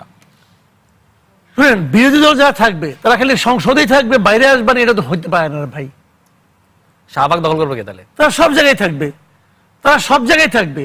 তারা বিরোধী দল বিরোধিতা করবে, সংসদেও বলবে, বাইরেও বলবে। বাইরে বলবে না কেন? কেন বলবে? বাইরে ডান, বাইরে বাইরে বলাটা কি বেআইনি? জনমত গঠন করে বাইরে আসলে যে জনভোগান্তি হয় সেটা কি দেখবেন? জনভোগান্তির কথা বলতে পারেন। বাইরে আসে, বাইরে কথা বললে কি জনভোগান্তি হবে? না, সেটা বলছি না, কিন্তু জনভোগান্তি অনেক সময় কিন্তু রাস্তা দখল করে মিটিং করে জনগণ খুশি হয়। কি অর্থে? বাস্তবতা দেখতাম কেন? আপনি বলেন জুলাই আন্দোলনের সময় এই রাস্তা সব দিনের পর দিন বন্ধ ছিল না, পাবলিক আনহ্যাপি ছিল, হয় নাই তো? এইটা হলো বাস্তবতা, বুঝতে হবে। জি, বাস্তবতা অনুযায়ী তারা কাজ করে, জনগণ সাপোর্ট পাবে। আর অবাস্তব ভাবে কোনো জনগণ সাপোর্ট দিবে না। জনগণের উপরে ছেড়ে দেন, জনগণ খুব ভালো বিচারক, ভুল করে না। জনগণের উপরে ছেড়ে দেন। আমি বিরোধী দলের পক্ষে সবসময় আসতে চাই, জনগণের উপরে ছেড়ে দেন, মাসুদ কামাল ভাই বললেন। জি, তো জনগণ কি চায় সেটা তো আপনারা জানেন, আপনারা সেই জায়গা ঠিক থাকবেন কিনা? ভাইয়ের একটু অভয় দিলে একটু বলতে চাই। বিএনপি পন্থী মানে বিএনপির টোনে যারা কথা বলছেন। আচ্ছা, তো বলুন। যে কথায় কথায় আজকে সালাউদ্দিন সাহেব যে মবের কথা বলছেন, আমার সাইদ ভাই বললেন, আমার রাকিব ভাই বললেন, তো উনারা যেভাবে সবকিছুকে মব দেখানোর চেষ্টা করছে, তো জুলাইকেও তো তারা, আমার মনে হয় যে অনেকের ভাষায়, আওয়ামী লীগের ভাষায় তো জুলাইও তাদের কাছে মব। তো তারা যদি এখন ওই আওয়ামী লীগের চোখে আন্দোলন সংগ্রামগুলোকে দেখতে চায়, তাহলে তো আসলে সমস্যা। এখন একজন ব্যক্তি যে দীর্ঘদিন তার লড়াই সংগ্রাম আছে, সে গুম ছিল, শিলংয়ে ছিলেন, তো তিনি যে প্রক্রিয়ায় ফিরে আসলেন, যে জুলাইয়ের জন্য যে ফিরে আসলেন, আওয়ামী লীগের চোখে যে মবের জন্য তিনি ফিরে আসলেন, ফিরে এসে যে স্বরাষ্ট্র মন্ত্রণালয়ের দায়িত্ব গ্রহণ করলেন, এখন তিনিও যদি সেই লেন্সে বাংলাদেশের মানুষের প্রতিবাদের ভাষাকে দেখতে চায়, তাহলে তো সমস্যা। এবং তার আমার বন্ধুরাও যদি এরকম করে কথা বলেন, সেটাও একটা বড় সমস্যার কারণ হবে। কারণ আজকে ডে ওয়ানেই যদি তাদের ভাষা এরকম হয়, গণতান্ত্রিক প্রতিবাদের চর্চা হিসেবে আমি মিটিং করব, আমি মিছিল করব, আমার প্রতিবাদের যতগুলো ভাষা আছে সবগুলো আমি ইউজ করব। তারা যদি স্বৈরাচারের মতো আচরণ করে, তাহলে সর্বোচ্চ যেই জুলাইতে যেই প্রতিবাদ সংগ্রাম আছে সেটাও আমরা করব। এটা তারেক রহমান বলেন, সালাউদ্দিন সাহেব বলেন, হাবিব ভাই বলেন, যারা আছেন তাদের বিরুদ্ধেই করবো। প্রথম থেকে আপনাদের ওই প্রস্তুতি থাকে? হ্যাঁ, অবশ্যই থাকবে। মানে এই সুযোগটা তো তাদের দেওয়া যাবে না, কারণ যেই লড়াই সংগ্রাম করে, যেই রক্তপাত হওয়ার পরে, শহীদের ফলে আজকে এই সুযোগটা আমরা পেয়েছি, আমরা কি আবার তাদেরকে সেই সুযোগটা আবার করে দিব নাকি? আপনারা স্বৈরাচার হন, আবার আমাদের 2000-কে শহীদ করেন, তারপর আবার আপনারা চলে যান ইন্ডিয়াতে, এরকম তো এবার সুযোগ থাকবে না। এবং তারা যে কনফিডেন্সের সাথে এগুলো বলছে, সেটারও সুযোগ বাংলাদেশে থাকবে না। আমরা ডে ওয়ান থেকেই বলছি আমরা তাদের সহযোগিতা করতে চাই, কিন্তু তারা যদি মনে করে থাকে এটা আমাদের দুর্বলতা, 2/3 মেজরিটি সরকার ইলেকশন ইঞ্জিনিয়ারিং করে 2/3 মেজরিটি পাওয়াটাকে যদি মনে করে যে ভাই আমি তো সর্ব হয়ে গেছি, আপনারা তো এখন আর এখানে দুটো প্রমাণ উপস্থাপন করতে পেরেছেন? আর হ্যাঁ, প্রমাণ আছে, ডেফিনেটলি অনেক জায়গায় তো প্রমাণ উপস্থাপন করা হয়েছে। ভাই একটা দুটো বলেন। আপনাকে আমার আসনেরই প্রমাণ আমি আপনাকে শেষে দেখাবো না। হ্যাঁ, আচ্ছা আমার সিরাজগঞ্জ 6। আচ্ছা, কিভাবে ভোট কাটতে হয়েছে সব বলে দেন। আমরা এখন কথা না, জানি আমি অন্য কথা বলছি, যেহেতু আমার আসনে হয়েছে। আচ্ছা, অলরেডি 32টা আপিল ফাইল হচ্ছে। হ্যাঁ, আচ্ছা। তো এটা না দেখে না ইয়ে করে বলি না। আচ্ছা। তো সেই জায়গা থেকে ধরেন যে এই কারচুপিগুলো যখন হওয়ার পরে, তারপর আমরা তো দেশের স্ট্যাবিলিটি চাই দেখে, আমরা জুলাইয়ের আকাঙ্ক্ষাকে বাস্তবায়ন করতে চাই দেখে আসলে আমরা অনেক ক্ষেত্রে এটা মেনে নিয়েছি এবং সর্বোচ্চ ওই ত্যাগটা আমরা করেছি। একটা স্থিতিশীল অবস্থা আর আমরা চাই যে দেশের স্থিতিশীলতা হোক। বিএনপি কিংবা কিন্তু সরকার BNP যদি অভিযোগ করে যে যেই arrogancy-র সাথে তারা deal করছে। আমার প্রশ্নটি হচ্ছে যে বিএনপি কিংবা সরকার যদি অভিযোগ করে জামাত এবং এনসিপির জন্য রাজনৈতিক অবস্থা স্থিতিশীল করা যাচ্ছে না, তখন এই অভিযোগের সুরা কি হবে? আমাদের জন্য কোথায় হলো না। না, আমি বলছি যদি আপনারা যা বলছেন এটা করার প্রেক্ষাপটে যদি তারা অভিযোগ করে, দুইজনের ক্ষেত্রেই একটা সাপোর্ট লাগবে। মানে তিনি যদি জনগণের আকাঙ্ক্ষা, জনগণের রায়কে উপেক্ষা করে, কারণ ভোট তো দুইটা হয়েছে, মানে ভোট তো শুধুমাত্র মানে জাতীয় ভোট না। মার্কার ভোট হয়নি, জি। এখানে তো গণভোটে হয়েছে। সেখানে মেজরিটিতে কিসের রায়, কোনটাই রায় পেয়েছে? 60%-এর উপরে তো হ্যাঁ ভোট জয়যুক্ত হয়েছে। তো সেই রায়টাকে যদি তারা উপেক্ষা করে, তারা যদি বলে যে হ্যাঁ আমরা 2/3 মেজরিটি পাইছি, তাহলে এখন আমরা যেটা বলবো ওইটাই হবে, তাহলে তো এটা আমরা মানবো না। এবং আমরা তো বলতেছি যে মানে আমাকে ওনারা একটু, যারা এটার বিরোধিতা করে, তারা একটু বলুক, তাদের অনেকগুলাতে নোট অফ ডিসেন্ট আছে। তো এই হাবিব ভাইয়ের কাছ থেকে আপনি বলেন, হাবিব ভাইয়ের কাছ থেকে আপনি কি জানতে চান? এই সংস্কারগুলো যদি হয়, না হইলে আসলে আমাদের লাভ। সত্যি কথা বলতে কি, আমরা যারা রাজনীতি করছি 5 বছর পরে আমিও বেনিফিটেড হব। আমি যদি হাসিনার মতো করে ক্ষমতাটা এনজয় করতে পারি, তাহলে তো আমার লাভ, ভাইয়ের লাভ, আমাদের লাভ। কিন্তু আমরা তো এই লাভটা মানে নিতে চাচ্ছি না। আমরা চাচ্ছি এটা জনগণের জন্য লাভটা হয়। এই সিস্টেমেটিক পরিবর্তন আপনি সংবিধান দিয়ে, বিভিন্ন প্রক্রিয়া দিয়ে, অনেক লেন্দি একটা প্রসেস দিয়ে ফলো করতে পারেন, যেটা আপনি ঐক্যমত্য কমিশনেও দেখছেন। প্রতিদিন চা নাস্তা খেয়ে এটা 1.5 বছর পার করে ফেলছে।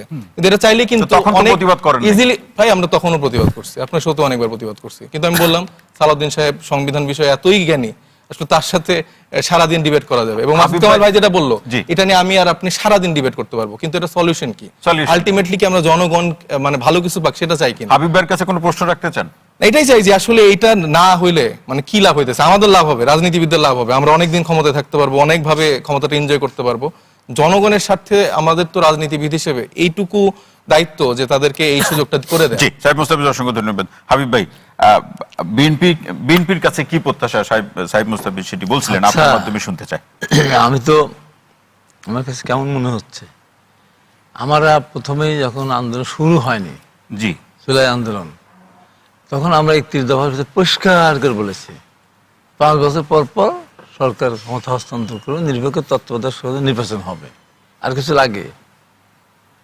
আমি যদি এই জনগণের আশা পূরণ না করি, আমার দেওয়া কথা না রাখি, 5 বছর পর জনগণ উল্টাই দিবে, এই ভয়টা সবার ভিতরে আছে। এখন কি বিএনপি মেজরিটির বলে কি বিএনপি এটা প্রত্যাহার করে নেবে? আপনার 31 দফার ভিত্তিতে কি আন্দোলন হয়েছিল জুলাই আন্দোলন? জুলাই আন্দোলন তো জুলাইতে শুরু হয় না, জুলাই আন্দোলন শুরু হয়েছে 2008 সাল থেকে। আচ্ছা, আন্দোলন ওই কয়দিনই আন্দোলন হয়েছে নাকি? সেটা আমরা যে জেলে গেলাম, আমরা রিমান্ডে গেলাম, ইলেকট্রিক শক খেলাম, শত শত ঈদের পর আমরা মামলা অপেক্ষা হলো, করতাম এমনি হয়েছে, আন্দোলনের জন্য। এমনি হয়েছে, এমনি হয়েছে। ভাই, ঈদের জুলাই পরে আন্দোলনটা BNP আন্দোলনের জন্য বিতর্কে অপেক্ষা যাচ্ছে না। জুলাই আন্দোলনটা বলি, জুলাই আন্দোলনটা যদি ওই সরকারের যদি কপাল দুর্ভোগ টেনে না নিয়ে আসার জন্য যদি কোটা বাতিল করে কোটা বাতিল করে দিয়েছিল না, ওই কোটা ফিরে না নিয়ে আসতো, তো জুলাই আন্দোলন হতো না? কেন হবে? আন্দোলন তো হলো সেটাই, কোটা। আপনারা যে কতটা না না সম্পৃক্ত ছিলেন, না আপনার না, এই আমি বক্তব্যেই সম্পৃক্ত বোঝা ছিলাম যায়। মানে, আমি সম্পৃক্ত ছিলাম মানে, ওনাকে বলতে দেয়। আমি সম্পৃক্ত ছিলাম না মানে, তাহলে এরকম উল্টাপাল্টা যুক্তি আপনি দিয়েছেন। উল্টাপাল্টা যুক্তি না। আমি আন্দোলন করেছি, নিজে গড়ে তুলেছি। বাংলাদেশ যে কয়টা আন্দোলন হয়েছে, জুলাই যদি কেন হলো, সেটা ভাই আপনার 90 এর সময় না, 90 না, 90 আন্দোলন কঠিন আন্দোলন ছিল। জুলাইকে নিয়ে এরকম ভুল ব্যাখ্যা দিয়েন না। আমি তো পরিষ্কার বলছি, যদি কোটা যদি আবার ফিরে না নিয়ে আসতো, তাহলে আন্দোলন যাওয়ার দরকার ছিল আমাদের। পরে তো ছিল না। এটা ফিরে আনলো, মানে পরে তো এটা পরিবর্তন করে দিল। আর পরবর্তী তো আন্দোলনের পরে তাহলে আন্দোলন তো তখন শুরুই হতো আন্দোলন না। শেষ হয়ে যাওয়ার কথা ভাই। আন্দোলন শুরুই হতো না, শেষ হবে কেন? তখন তো পানি অনেকদিন এগিয়ে গড়ায় গেছে। যদি না নিয়ে আসতো, যেমন ছিল তখন কোটা বাতিল, আর কি ওই আন্দোলন হতো, বৈষম্য আন্দোলন হতো? এই মোমেন্টামটাকে গ্রিপ করাটাও তো এইটা একটা না, strategy। এইটা তো হতোই তো না। আমি যদি এখানে একটা গুণ না রাখি, তাহলে পিপল এখানে আসবে না। আর গুণটা আন্দোলনের রাখছি বলে momentum people আসছে। shift করা, এটা আমি planning, plotting, এটা এইটা নিয়ে different তর্ক জিনিস। করে লাভ নেই, কারণ ঈদের পরে আন্দোলন করব, আর এই- ওইটা কথা এই বলে লাভ পরিস্থিতিতে নাই। আপনারা যারা- ভাই, ঈদের পরে এইটা আন্দোলন করে- ওসব করে লাভ নেত্রী নাই। কি বলছে? ওইটা ঈদের পরে আন্দোলন করে বাংলাদেশের বাংলাদেশে লাভ নাই। পারবেন আপনি যদি এইসব বলে লাভ নাই। আচ্ছা, আপনার কাছে যখন আসবো তখন শুনবো। বেগম শোনেন, খালেদা শোনেন। শাহরিয়ার ভাই, আচ্ছা জি। আপনারা শোনেন, এত অস্থির তো হবে না। ইতিহাস অস্বীকার করা যাবে না। আমাদের 50 লক্ষ মানুষের বিরুদ্ধে মামলা হয়েছে, হাজার হাজার মানুষ আমরা জেলে গিয়েছি, দিনের পর দিন জেল খেটেছি আমরা। দেশের ভিতরে যখন গুম হয়েছে, খুন হয়েছে, যখন দ্রব্য উদ্যোগ হয়েছে, আমরা রাস্তায় গেছি, আমাদের লোকজনের জীবন দিয়েছে। তা আন্দোলন কি একদিন হয়ে গেছে নাকি? আমার কথা আমি এখনো বলবো যে যদি জিহাদ যদি শহীদ না হতো, জিহাদ আর 3 জন, তাহলে আমি জিহাদের লাশ নিয়ে ঢাকা বিশ্ববিদ্যালয়ে যেতাম, ওখানে গিয়ে ঘোষণা দিতাম। ঠিক তেমনি ভাবে আন্দোলন হয়েছে, আমরা তখন গণতন্ত্রের জন্য আন্দোলন করেছি, 9 বছর আন্দোলন করেছি আমরা। কিন্তু টার্নিং পয়েন্টে আসলে যখন জিহাদের লাশটা নিয়ে গেলাম ক্যাম্পাসে, তখন আমাদের ঐক্যটা হলো। এই যে জুলাই আন্দোলন যেটা হলো, যদি কোটা ফিরে না নিয়ে আসতো আবার, তাহলে এই আন্দোলন তো হতোই না। ও আন্দোলন তো কোটা সংস্কার আন্দোলন তো একবারে গায়ে ধরে বলে দিল যে আমি কোটা বাতিল করে দিলাম, তাহলে আন্দোলন হতো? এটা বুঝতে হবে। এখন কথা হলো যে এইটা নিয়ে বিতর্ক করে লাভ নাই। একদিনে কোনো আন্দোলন গড়ে ওঠে না। দীর্ঘদিনের আন্দোলন সংগ্রাম, অন্যায় অবিচার, যেমন যে বেদ দিনে জি। বা শুকনার দিনে চৈত্র মাসে গাছের পাতা পড়ে থাকে, ওই সিগারেট খেয়ে একটু ফেলে দিবে, দাও দাও করে চলে। বর্ষার সময় আপনি জানতো আপনার ম্যাচ কেন, আপনি ইয়ে নিয়ে কাঠের আগুন ধরে নিয়ে যান, নিভে যাবে। তো সরকার এমন ভাবে তার মানে ওই আপনি জায়গায় বলতে চাচ্ছেন যে আন্দোলনের চূড়ান্ত আন্দোলন মুহূর্ত আপনারা তৈরি করেছেন। আন্দোলন আমরা না, সারা বাংলাদেশের কিন্তু মানুষের আপনার এই বক্তব্য তো সাইদ মুস্তাফিজ সে মানছে না মানলে তো করার কিছু নাই। না নাই যদি মানতো, জনগণ তো সাক্ষী। জি। জনতা যদি মনেই করতো না বিএনপির আন্দোলন ভূমিকা নাই, তাহলে ভোটই দিত না, জনতা ভোটই দিত না। আজকে যে বাস্তবতা, যেটা বাস্তবতা ওইটাই যে আজকে বিএনপি এর আগে গত জুলাই আন্দোলনের ভূমিকার শেষ অনুযায়ী করে- ভোট পাওয়া হয়েছে, এরকম বলতেছেন আপনি? না না, যদি বিএনপির আন্দোলন আপনি অস্বীকার করতো, পরিমাপ করতেছেন? অস্বীকার করতো, তাহলে হতো এটা। এখানে কথা হলো যে বাস্তবতা মানতে হবে। যেমন আমি বলি যে আমরা যখন আন্দোলন আমরা করলাম, আমার এই জুলাই আন্দোলনে আমাদের কত হাজার লোক অ্যারেস্ট হলো। আমার নিজের ছোটবেলাকে ধরে নিয়ে প্রতিদিন একটা শখ দিতে খুঁজে বেড়াতাম। আমি পালাইছিলাম, আগেরবার আমি গ্রেপ্তার হলাম র্যাবের হাতে, সেই কোর্টে বক্তব্য দিয়ে।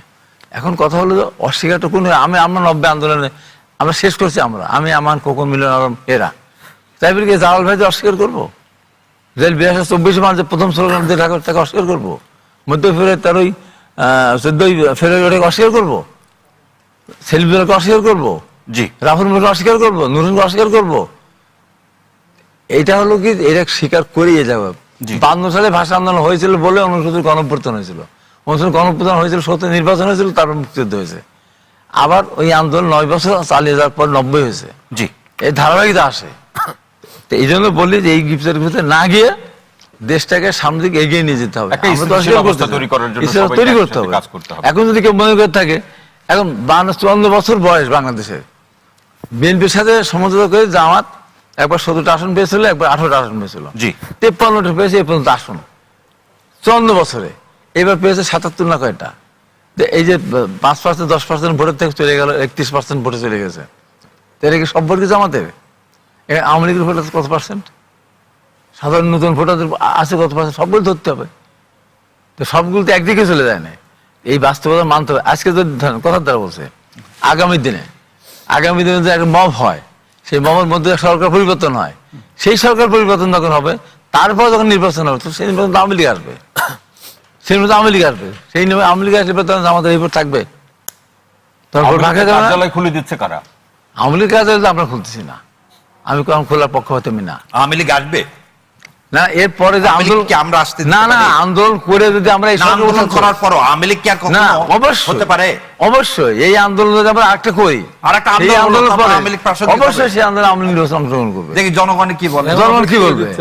অবশ্যই তখন শেষ হোক। জি, হাবিব ভাই। আমি তো সবচেয়ে বেশি বিরোধী বলে তো টোটাল আমার উপরে তো টোটাল আঘাতটা তো আমার উপরে আসছে। কেন আসছে?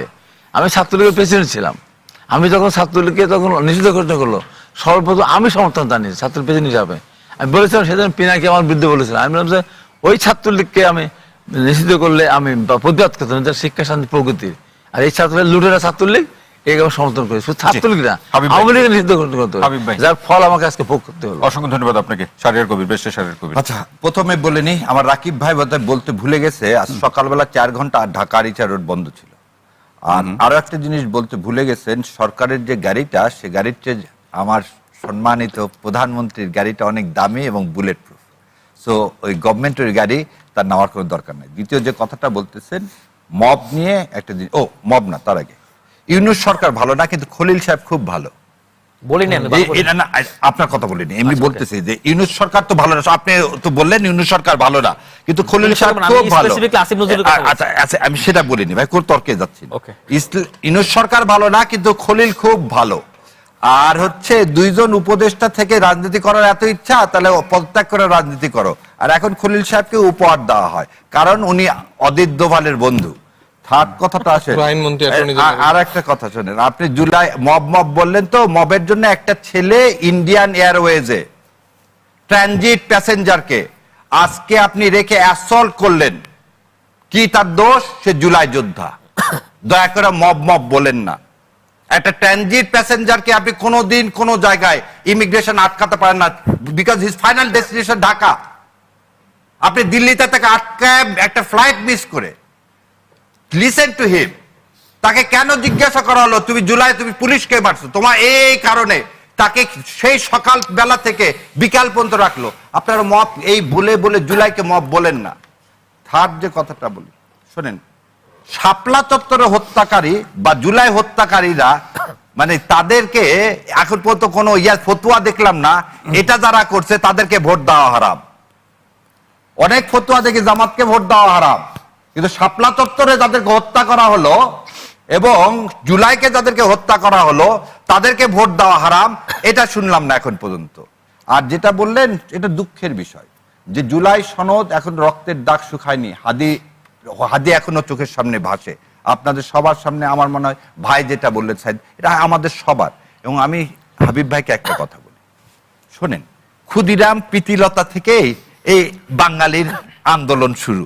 তা আজকের এই 90 বা 71 সাল না, আমাদের আন্দোলন সেই 1947 সালে যখন আমরা অবিভক্ত বাংলার আন্দোলন করছিলাম সোহরাওয়ার্দীর নেতৃত্বে, এবং লর্ড মাউন্টব্যাটেনের যে থার্ড পরিকল্পনা, আমরা স্টেটস হতে চাইছিলাম, সেদিন থেকেই তো আপনি একটা অকল্পনীয় ভাবে আমাদেরকে ভাগ করা হলো। পৃথিবীর কোন দেশ আছে এইভাবে ভাগ করা হয়?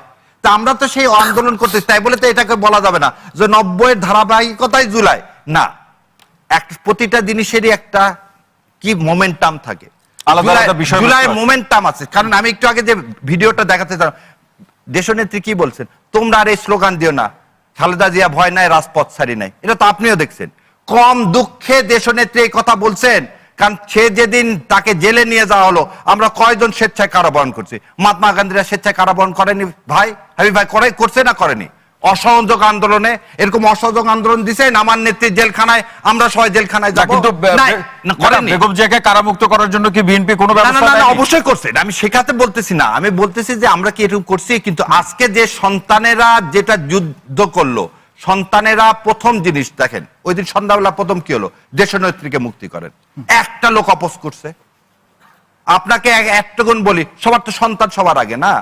আমির জামাতের সন্তান যাকে গুম করে রাখা হয়েছিল, সে কবে মুক্তি পাইছে জানেন? 4 মাস পর, এবং নর্মাল প্রসিডিওর। কোথাও আমির জামাত তো বলেনি আমার সন্তানকে এখনই সন্ধ্যাবেলা ছেড়ে দেন। কারণ পুরা জাতির কি নেত্রী হয়েছিল কে? বেগম খালেদা জিয়া। দেশ নেত্রী সবাই আমরা ধারণ করতাম, ঠিক সেরকম ধারণ করতে হবে।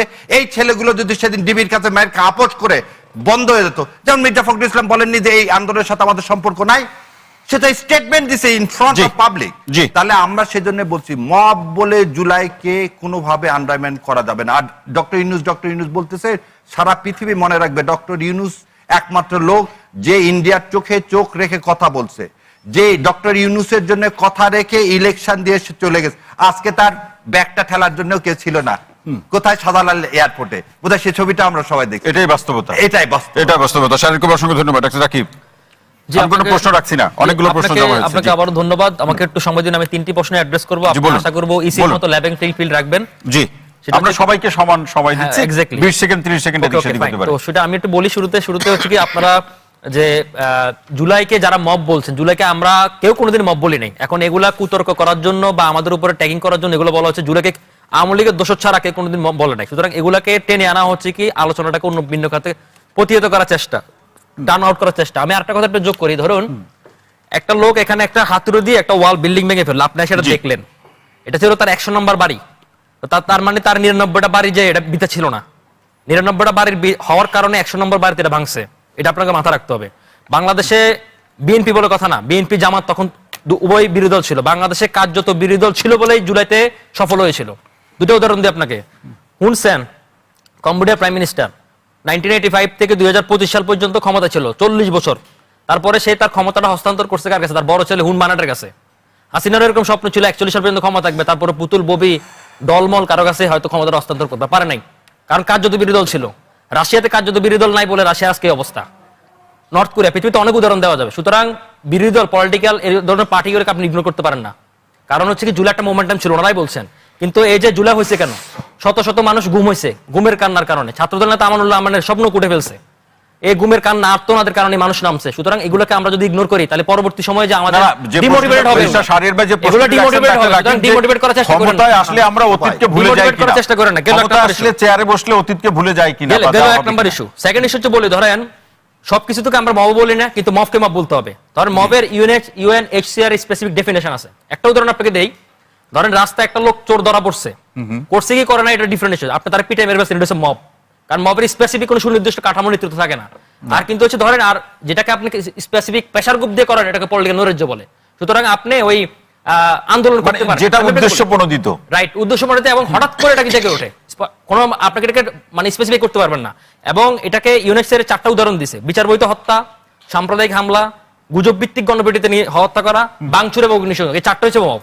দিল্লি স্টার ভাঙা ছিল মব, উদিচি ভাঙা ছিল মব, ইন্ডিয়ান উপ হাইকমিশনের সামনে আগুন দেওয়া সেটা ছিল মব। তো সেগুলোকে আপনারা বলতেছেন না কেন? সুতরাং মব আগামীতে কন্ট্রোল না করতে পারলে এটা যে কোনো সরকারের জন্য এটা আনস্টেবিলিটি হয়ে যাবে। গেল 2 নম্বর ইস্যু। 3 নম্বর ইস্যু, ধরেন ওনারা যে আমার শাহরিয়ার ভাই অনেক কোরআনের কথা বলছিল ইলেকশনের আগে, এ কথা বলছিল যে যদি জামাত না যেতে কোরআন হারিয়ে যাবে, নাউজুবিল্লাহ। না না, মানে এরকম কাছাকাছি কিছু একটা বলছেন, কাছাকাছি কিছু বলছেন, কাছাকাছি কিছু বলছেন। আমি ভিডিও চালিয়ে বাইরে করে দিই, কাছাকাছি কিছু বলছেন, যেটা বলিনি সেটা বলেন না ভাই, এগুলো বলছেন। শুনেন, না না, যেটা বলিনি সেটা বলেন না। আমি সেই কোরআন, আমি শুনেন, আমি সেই কোরআন আয়াত বলি, সূরা আলী ইমরানে বলা আছে আল্লাহ যাকে ইচ্ছা সম্মানিত করেন, যাকে ইচ্ছা অপমানিত করেন। এটা শাহরিয়ার ভাই বলছে। হ্যাঁ, শাহরিয়ার ভাই বলছে, শাহরিয়ার ভাই আল্লাহ যাকে ইচ্ছা তাই ক্ষমতা দিতে পারে, রাইট, সব জায়গায় বলছে। আল্লাহ ইচ্ছা করেন না যে আমাদের ক্ষমতা দিতে, আল্লাহ জামাতের ক্ষমতার জন্য পারফেক্ট মনে করে নাই, আল্লাহ শাসন আল্লাহ মনে করেন যে আল্লাহ করবে, এখানে হয় নাই। সুতরাং এটাও মানে এটা এখন বলেন, মানে নিচ্ছে এবং এটাও মানছে। আমি বলছি এখন বলেন, তাহলে আপনারা সব লোক যদি ইলেকশন ইঞ্জিনিয়ারিং না হতো তাও সংখ্যাগরিষ্ঠ পাইতো।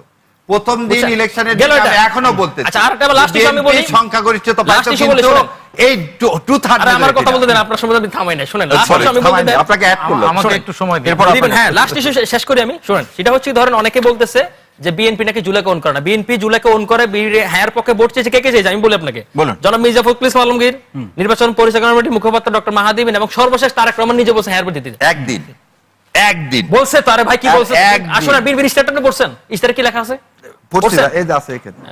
আপনি তো কাগজ কলম নিয়ে করেন, জানেন। শুনেন, এখন হচ্ছে আমি বলি আপনাকে, এই ইস্তারে সুন্দর করে বলা আছে যে বিএনপি শহীদ প্রেসিডেন্ট জিয়াউর রহমানের 19 দফা, খালেদা জিয়ার ভিশন 2030, তারেক রহমানের 31 দফার সাথে সামঞ্জস্য করে জুলাই সনদকে সামঞ্জস্য করে তার আগামী রাষ্ট্র পরিচালনা করতে। শেষ কথা বলে শেষ করি, শুভঙ্করের ফাঁকি। শোনেন, শেষ কথা বলে শেষ করি। বিএনপি আগেই নোট অফ ডিসেন্ট দিয়েছিল, সুতরাং এই দেশের জনগণ জানে নোট অফ ডিসেন্ট, এই দেশের জনগণ যেরকম হ্যাবর জিতে আনছেন, বিএনপি নোট অফ ডিসেন্ট দিয়ে আনছে, নোট অফ ডিসেন্ট দেওয়া সত্ত্বেও 215 বা 13 আসনকে বিএনপি জিতে আনছে, জনগণের ভোটে জিতে আনছে। এই বিএনপি এগুলোকে ওন করে বলে বিএনপি সংখ্যাগরিষ্ঠ বলে ক্ষমতা এসেছে এবং বিএনপি আগামী রাষ্ট্র সুন্দরভাবে পরিচালনা করতে চায়। অসংখ্য ধন্যবাদ সাইদ খান, আমি প্রশ্ন রাখছি না। জি জি, আমি শুধুমাত্র আমার সহ-আলোচক সাইফ মোস্তাফিজের একটি কথা বলতে চাই। উনি বলুন, আমরা শুনি, উনি একটি আলোচনা করছে যে জুলাই মব কিনা। হ্যাঁ, আপনাকে একটু বলি, মব জাস্টিস এবং মব ভায়োলেন্সের মধ্যে পার্থক্য আছে।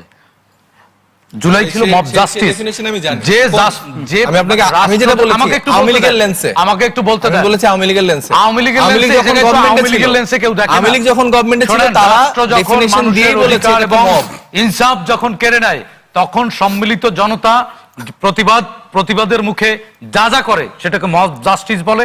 এটা হচ্ছে কাম্য। আর জুলাই গণঅভ্যুত্থানের পরে যেটা হয়েছে যে মানতে বাধ্য করা, এটা লাগবে, শাপলা প্রতীক লাগবে, তাইলে অমুক লাগবে তমুক লাগবে, এটা হচ্ছে মব ভায়োলেন্স। এই 12 ফেব্রুয়ারির পরে কোথায় মব এটা নির্বাচন কমিশন ঘেরাও, যমুনা ঘেরাও, নানান ধরনের ঘেরাও আমরা দেখেছি। ঠিক আছে, এটা হচ্ছে মব ভায়োলেন্স, মানে ভায়োলেন্স সৃষ্টি করে তার যাই হোক, এটা ফতোয়া না। আপনার শাপলা না হলে নির্বাচন হতেই দেবেন না, এটা হচ্ছে মব ভায়োলেন্স। 12 তারিখের পরের বাংলাদেশে এই যে গণতান্ত্রিক যাত্রা আজকে শুরু হলো বা কালকে শুরু হলো, সেই বাংলাদেশে আমরা মব ভায়োলেন্স চাই না, সেটা আপনিও নিশ্চয়ই চান না। আরেকটি কথা আপনি বলেছেন যে জুলাই শুধুমাত্র আপনারা যদি মানে মোমেন্টাম, আপনারা সেটা ক্রেডিট দাবি করেন।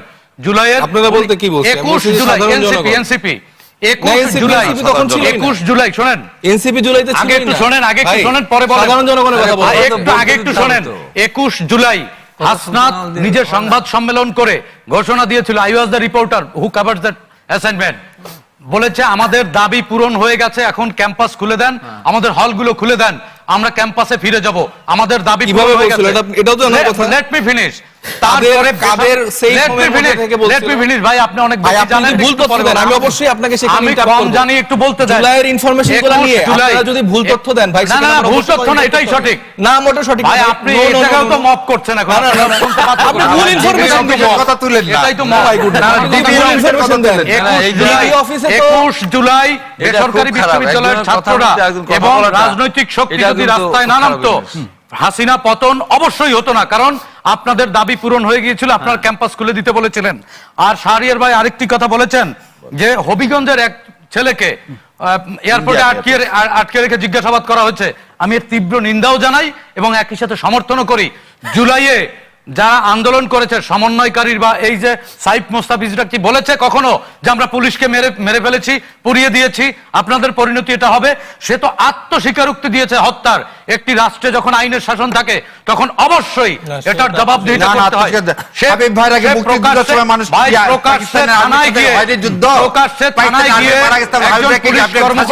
পুড়িয়ে মেরে কি ধরনের কথা হুমকি দিয়েছে এবং সত্য সেই জায়গা থেকে জবাবদিহিতা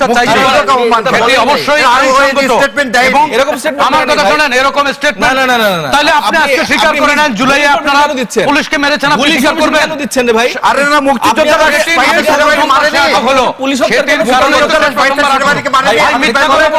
মিথ্যা কথা চিল্লে বললে ভাই বললো, আমি তো বাংলাদেশের ওই ছেলে থানায় গিয়ে বলেনি যে আমরা অমুক এসআই কে পুড়িয়ে মেরে ফেলেছি, বলেনি। কে মিথ্যা কথা বলছেন? মিথ্যা কথা বলছেন এলাকাবাসী। কি তখন তাকে অ্যারেস্ট করেছিল কেন? তখন তাকে আটক করছিল কেন বলেন? এটা দাবি করে তখন তাকে আটক করছিল কেন? তখন তো ইউনূস সরকার, ইন্টারিয়াম সরকার ছিল, তখন তাকে কেন আটক করেছিল? পরের দিন আপনারাই তো মব করে আবার তাকে ছাড়তে বাধ্য করেছেন। হ্যাঁ, সুতরাং আমার কথা শোনেন, আংশিক সত্য আংশিক মিথ্যা, এটাকে কি বলে আমি জানি না, তবে এটাকে মনে হয় বাটপারি বলে। জি। সাহেব মুস্তাফিজ। রাজনীতির মহত্ব জি। করেন, সাইদ ভাই, রাজনীতির নামে সাইদ আসলে ভাই, সাইদ ভাই, বাটপারি করা মোটেই ধন্যবাদ। সাহেব মুস্তাফিজ, আমরা একটা শেষ লাইন উনি যে শুনবো ভাই, আমরা পত্রিকায় শেষের আছেন, দিকে। কালের কণ্ঠ, ওই আংশিক জি। সত্যগুলাই ওনারা প্রকাশ করে এবং ফ্যাব্রিকেটেড করে যত না, রকম মিথ্যা আছে আমরা পুরো সেটা সত্য হচ্ছে জি, প্রকাশ করি। সাইদ ভাই, শোনেন, জি, শোনেন, জি, শোনেন, জি, জি। আমার কথা সাইদ ভাই, সাইদ ভাই, আপনার সাইদ ভাই, আমরা শেষ ভাই, please। আপনাদের একটু বলতে দেন ভাই, একটু বলতে দেন। নতুন পীরের আবির্ভাব, নতুন- এগুলো আমরা সত্যি হ্যাঁ ভাই, জি, আপনাদের সাইদ মুস্তাফিজ, ঘটনাগুলো শেষ দেন, লাইনটা শুনবো ভাই। সাংবাদিকতার আড়ালে যে কি কি করেন সেটাও আপনারা আছে। জুলাই শেষ লাইনটা চেতনার শুনবো। আড়ালে ভাই, যত আপনি চাঁদাবাজি ওই লুটপাট বলেন। করেছেন, সাইদ ভাই। সেটা ভাই, আপনার কালের কণ্ঠের- হাসিনার চেয়ে তো 15 কালের কণ্ঠের পেজ দিয়ে কি সাইদ ভাই, ভাবছেন? সাইদ ভাই, শেষ না, না, লাইনটা ওইটাতে আমরা যা শুনবো। যা মিথ্যা তথ্য সব দেন, সাংবাদিকরা চাঁদাবাজি ওইটাতে করে। যা মিথ্যা তথ্য আমি যদি দেন। বলি সব এনসিপি, শোনেন, ওইটাতে যা মিথ্যা তথ্য দেন, সবগুলো enough তো। চাঁদাবাজ, আপনি মানবেন? আপনারা তো talk show দেন, তাহলে সব মিথ্যা বলার দরকার নেই। সাংবাদিকদেরকে সাইদ মুস্তাফিজ, শেষ আপনি লাইনটা enough শুনবো। সার্কুলেট করেন, মিথ্যা নিউজগুলো তো সার্কুলেট করেন না। জি, আমরা শেষ লাইনটা শুনবো ভাই, আমরা সাংবাদিকরা চাঁদাবাজি আমরা করে। শেষ করতে আপনাদের হবে। আপনি সার্কুলেট বক্তব্য করেন। প্রত্যাহার করুন, এই বক্তব্য আপনাদের সাইদ কালের ভাই, কণ্ঠ কি সাইদ করে ভাই, ভাই? আপনার আপনাদের কাছে কালের কণ্ঠ কি করে? আপনার কাছে শেষ মন্তব্য যখন শুনতে আসবে তখন আপনি বলবেন যে শেষ লাইনটা শুনবো। যেটাই সাইদ বললাম যে মুস্তাফিজ। তিনি জি যে ভাই। সংবাদপত্রে আছে জি। তারা যেভাবে ফ্যাব্রিকেটেড ভাবে বহুদিন ধরে মিথ্যা জি, তথ্য জি। সংবাদ প্রচার করে যাচ্ছে, তার একটা জ্বলন্ত উদাহরণ তিনি আমাদের সামনে দেখালেন। প্রথমত সিলেটের আমার যে ভাইয়ের কেনে কথা বললেন, উনি কিন্তু মোটেও একবারও কিন্তু এটা বলেনি যে উনি হচ্ছে হত্যা জি। করেছেন বা পুলিশ হত্যা করেছেন।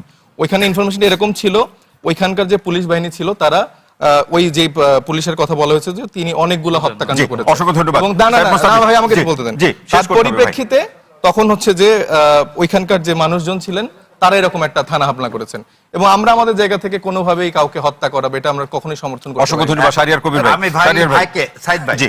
ধরে নেন এই ছেলেটা আপনার কথার কথা বলে। একেবারে এক লাইনে বলবেন লাইন দয়া করে। বলেছি যে ওই ছেলেটা পুলিশ ধরে নেন আপনার কথার প্রসঙ্গে পুলিশকে হত্যা করছে। জি, তাহলে জি, কি জি। ইন্ডিয়া ওখানে আটকাতে পারে? তাহলে শেখ হাসিনা রাখলো জি, ডাক্তার রাকিব, ডাক্তার রাকিব, এক লাইন, এক লাইন। আইনে রাখলো আর এই ছেলেটাকে কেন? শাহরিয়ার ভাই, অসংখ্য ধন্যবাদ। এক লাইন বলতে হবে। রাকিব ভাই বলতে চাইলে এক লাইনই বলতে হবে। তাহলে আমার প্রতিবাদী জানাবো, ওটা বলুন, পিছনে কোনো বলুন। সমর্থন দিব না। না, জি। না, আমি তো প্রতিবাদক। সাহেব ভাই, আপনার কাছে ফিরছি। রাকিব ভাই, এক লাইন যদি যুক্ত করতে চান সুযোগ আছে, কি আচ্ছা, যুক্ত করবেন? আমাদের শেষ লাইন কথা হচ্ছে কি, ধরুন আমরা আলোচনাগুলো খুব হেলদি আলোচনা রাখতে চাই, আমাদের পার্লামেন্টে হেলদি আলোচনা জি, রাখতে চাই, আমরা একটা হেলদি বাংলাদেশ অসংখ্য চাই। ধন্যবাদ। হাবিব ভাই, শেষ লাইন। হাবিব ভাই, শেষ লাইন। শেষ লাইনে আমি রাকিবের কথাগুলি খুব পছন্দ করলাম। আর আমরা যারা করতেছি এটা একটু টক শো না, জি। এটা মানুষ আমাদের দেখে কিন্তু টক শোর এই আলোচনার মধ্যে দিয়ে নতুন কিছু বেরিয়ে আসবে। সাইদ ভাই, শেষ লাইন, শেষ লাইন। শেষ লাইন এটা আমার আলোচনা কথা হচ্ছে না। জি, হাবিব ভাই। 11 দলীয় জোট এবং বারোটা হচ্ছে। বিএনপি নেতৃত্বে যে পার্লামেন্ট গঠন হয়েছে, এই পার্লামেন্ট জনগণের হোক, অসংখ্য জনগণের ধন্যবাদ। দাবির কথা মাসুদ কামাল ভাই, শেষ লাইন কি বলবেন? কিছু বলার নাই। না, আমরা এটা না বলি, মাসুদ ভাই কি বলেন? জি, বলুন। না না আমরা শেষ করব। না, যেটা আলোচনা হলো আর কি, যে আসলে আমরা একটা নতুন সংসদ পেয়েছি, তো দেখি কি হয় সামনের দিকে। আমরা চাই যে সংসদে যার যা ভূমিকা 20 সেকেন্ড সে সেটা রাখবে। এটা না বললে আসলে ঠিক হবে আমি না। এটুকু কারণ চাই, আর কিছু না। জি। সাইদ ভাই যে জুলাইয়ের ইতিহাসটা বললেন, দেখেন জুলাইয়ের আমাদের আন্দোলন কিন্তু কয়েক ধাপে হয়েছে। হাসনাত আব্দুল্লাহর কথা যখন বললো, তাকে কিন্তু একটা সেফ হাউসের মধ্যে নিয়ে এই স্বীকারোক্তি দেওয়া হয়েছে, কিন্তু তখনও ডিবি অফিসে নিয়ে, তখনই কিন্তু আমাদের নাহিদ ইসলামরা কিন্তু আন্দোলনটা চালিয়ে যাচ্ছে। অসংখ্য আবার ধন্যবাদ। শোনেন, আবার যখন তাদেরকে আর সময় ডিবি পাচ্ছি না। অফিসে আটকানো হলো, তাদের দিয়েও কিন্তু একটা স্বীকারোক্তি দেওয়া হয়েছে, কিন্তু তাদের পরেও এখানে হান্নান মাসুদ, রিফাত রশিদ, মাহিন তারা সরকার চালায়। থেকে শুরু করে এই পর্যালোচনা আমরা আরেকদিন শুনবো। আরেকদিন শুনবো। আজকে সেই সময় আর এই 1.5 বছর আমরা সেই সময় আর পাচ্ছি না। সেই সময় পাচ্ছি না। আজকের আলোচনার সম্মানিত আলোচক এবং যে যেখান থেকে বসে আলোচনা দেখেছেন অসংখ্য ধন্যবাদ জানাই।